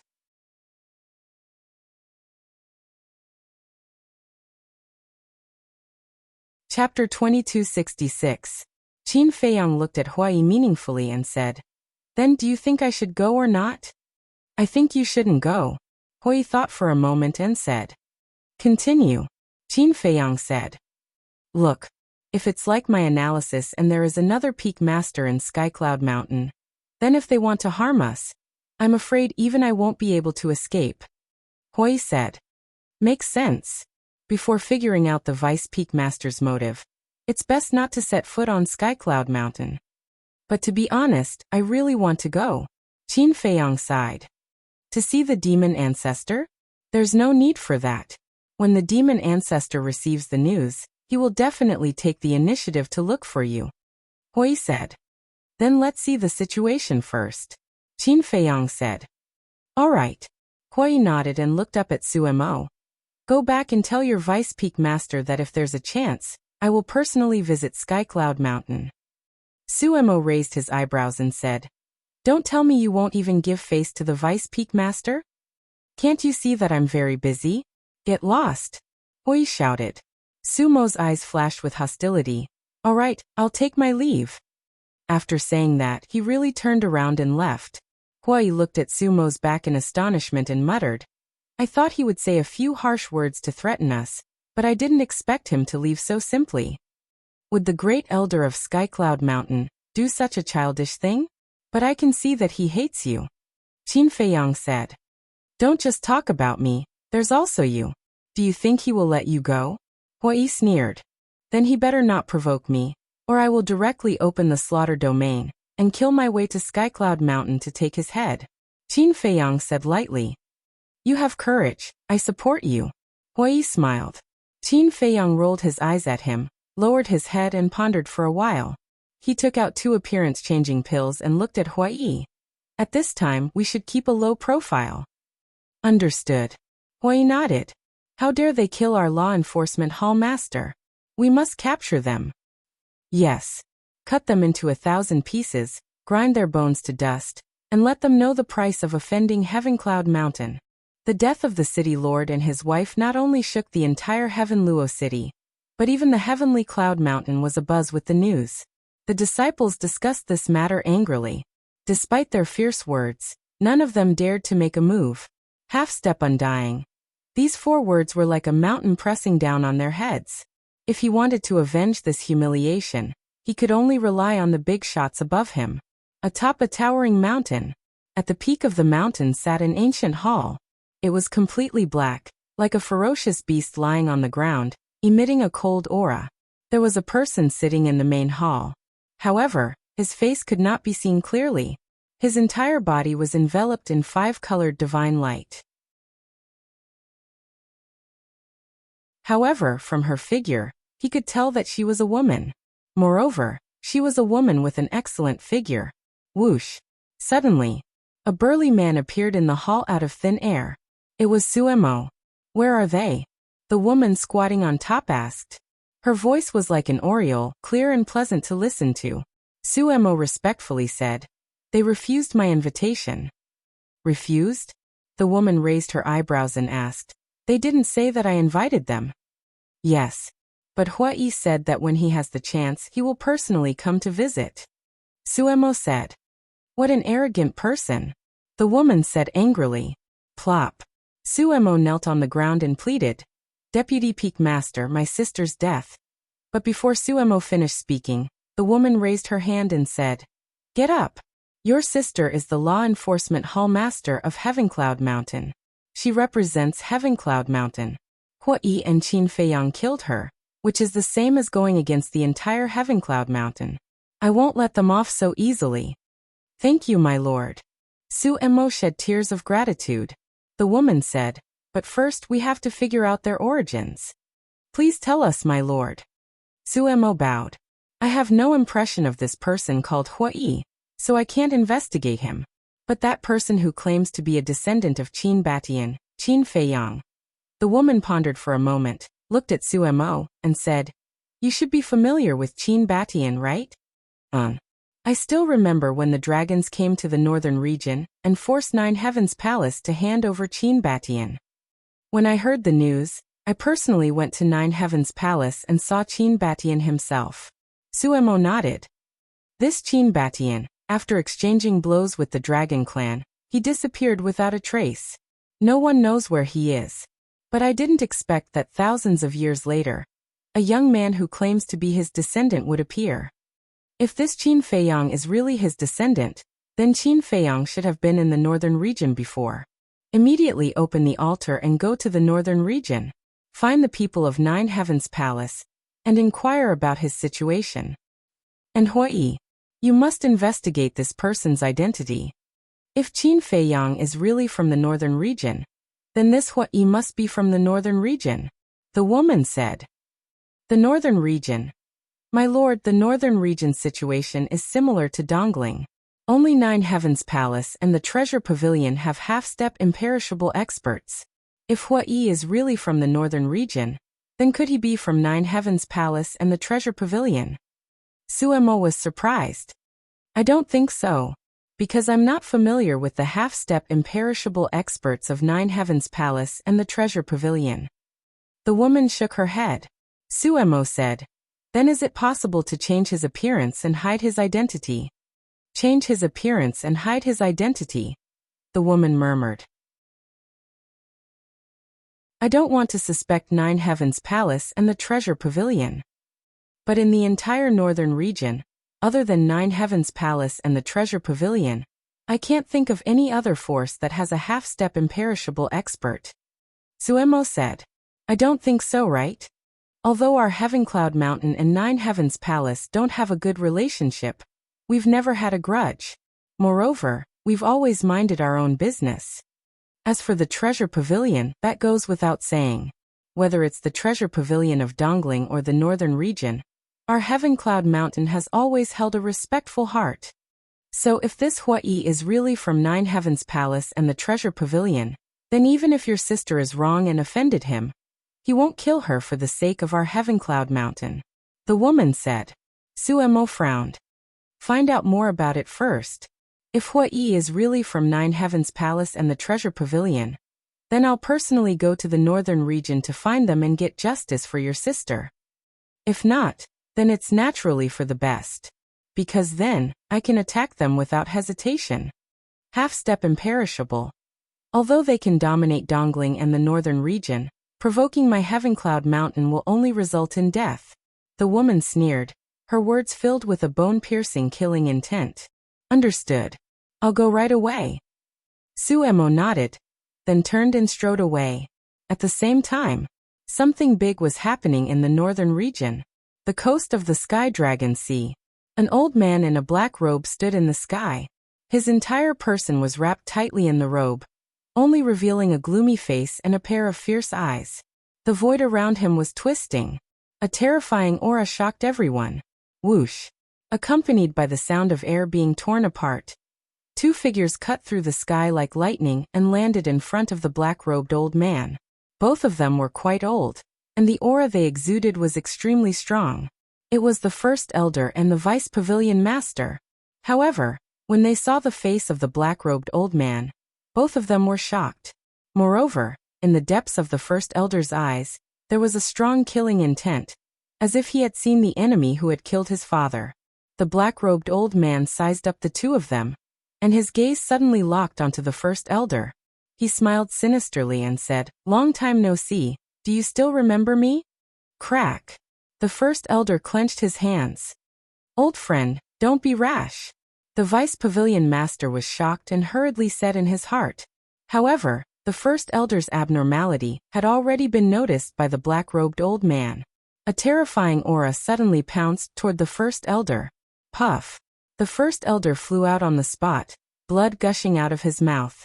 Seeing this, the Vice Pavilion Master hurriedly bowed and said, "Sir, please calm down." Scram. The black-robed old man shouted. The Vice Pavilion Master's gaze trembled, and he no longer dared to say anything. The First Elder stabilized his body and stared at the black-robed old man, his eyes filled with hatred. "Before I came, I had already guessed that you people from Nine Heaven Palace wanted to kill me and take revenge for your palace master.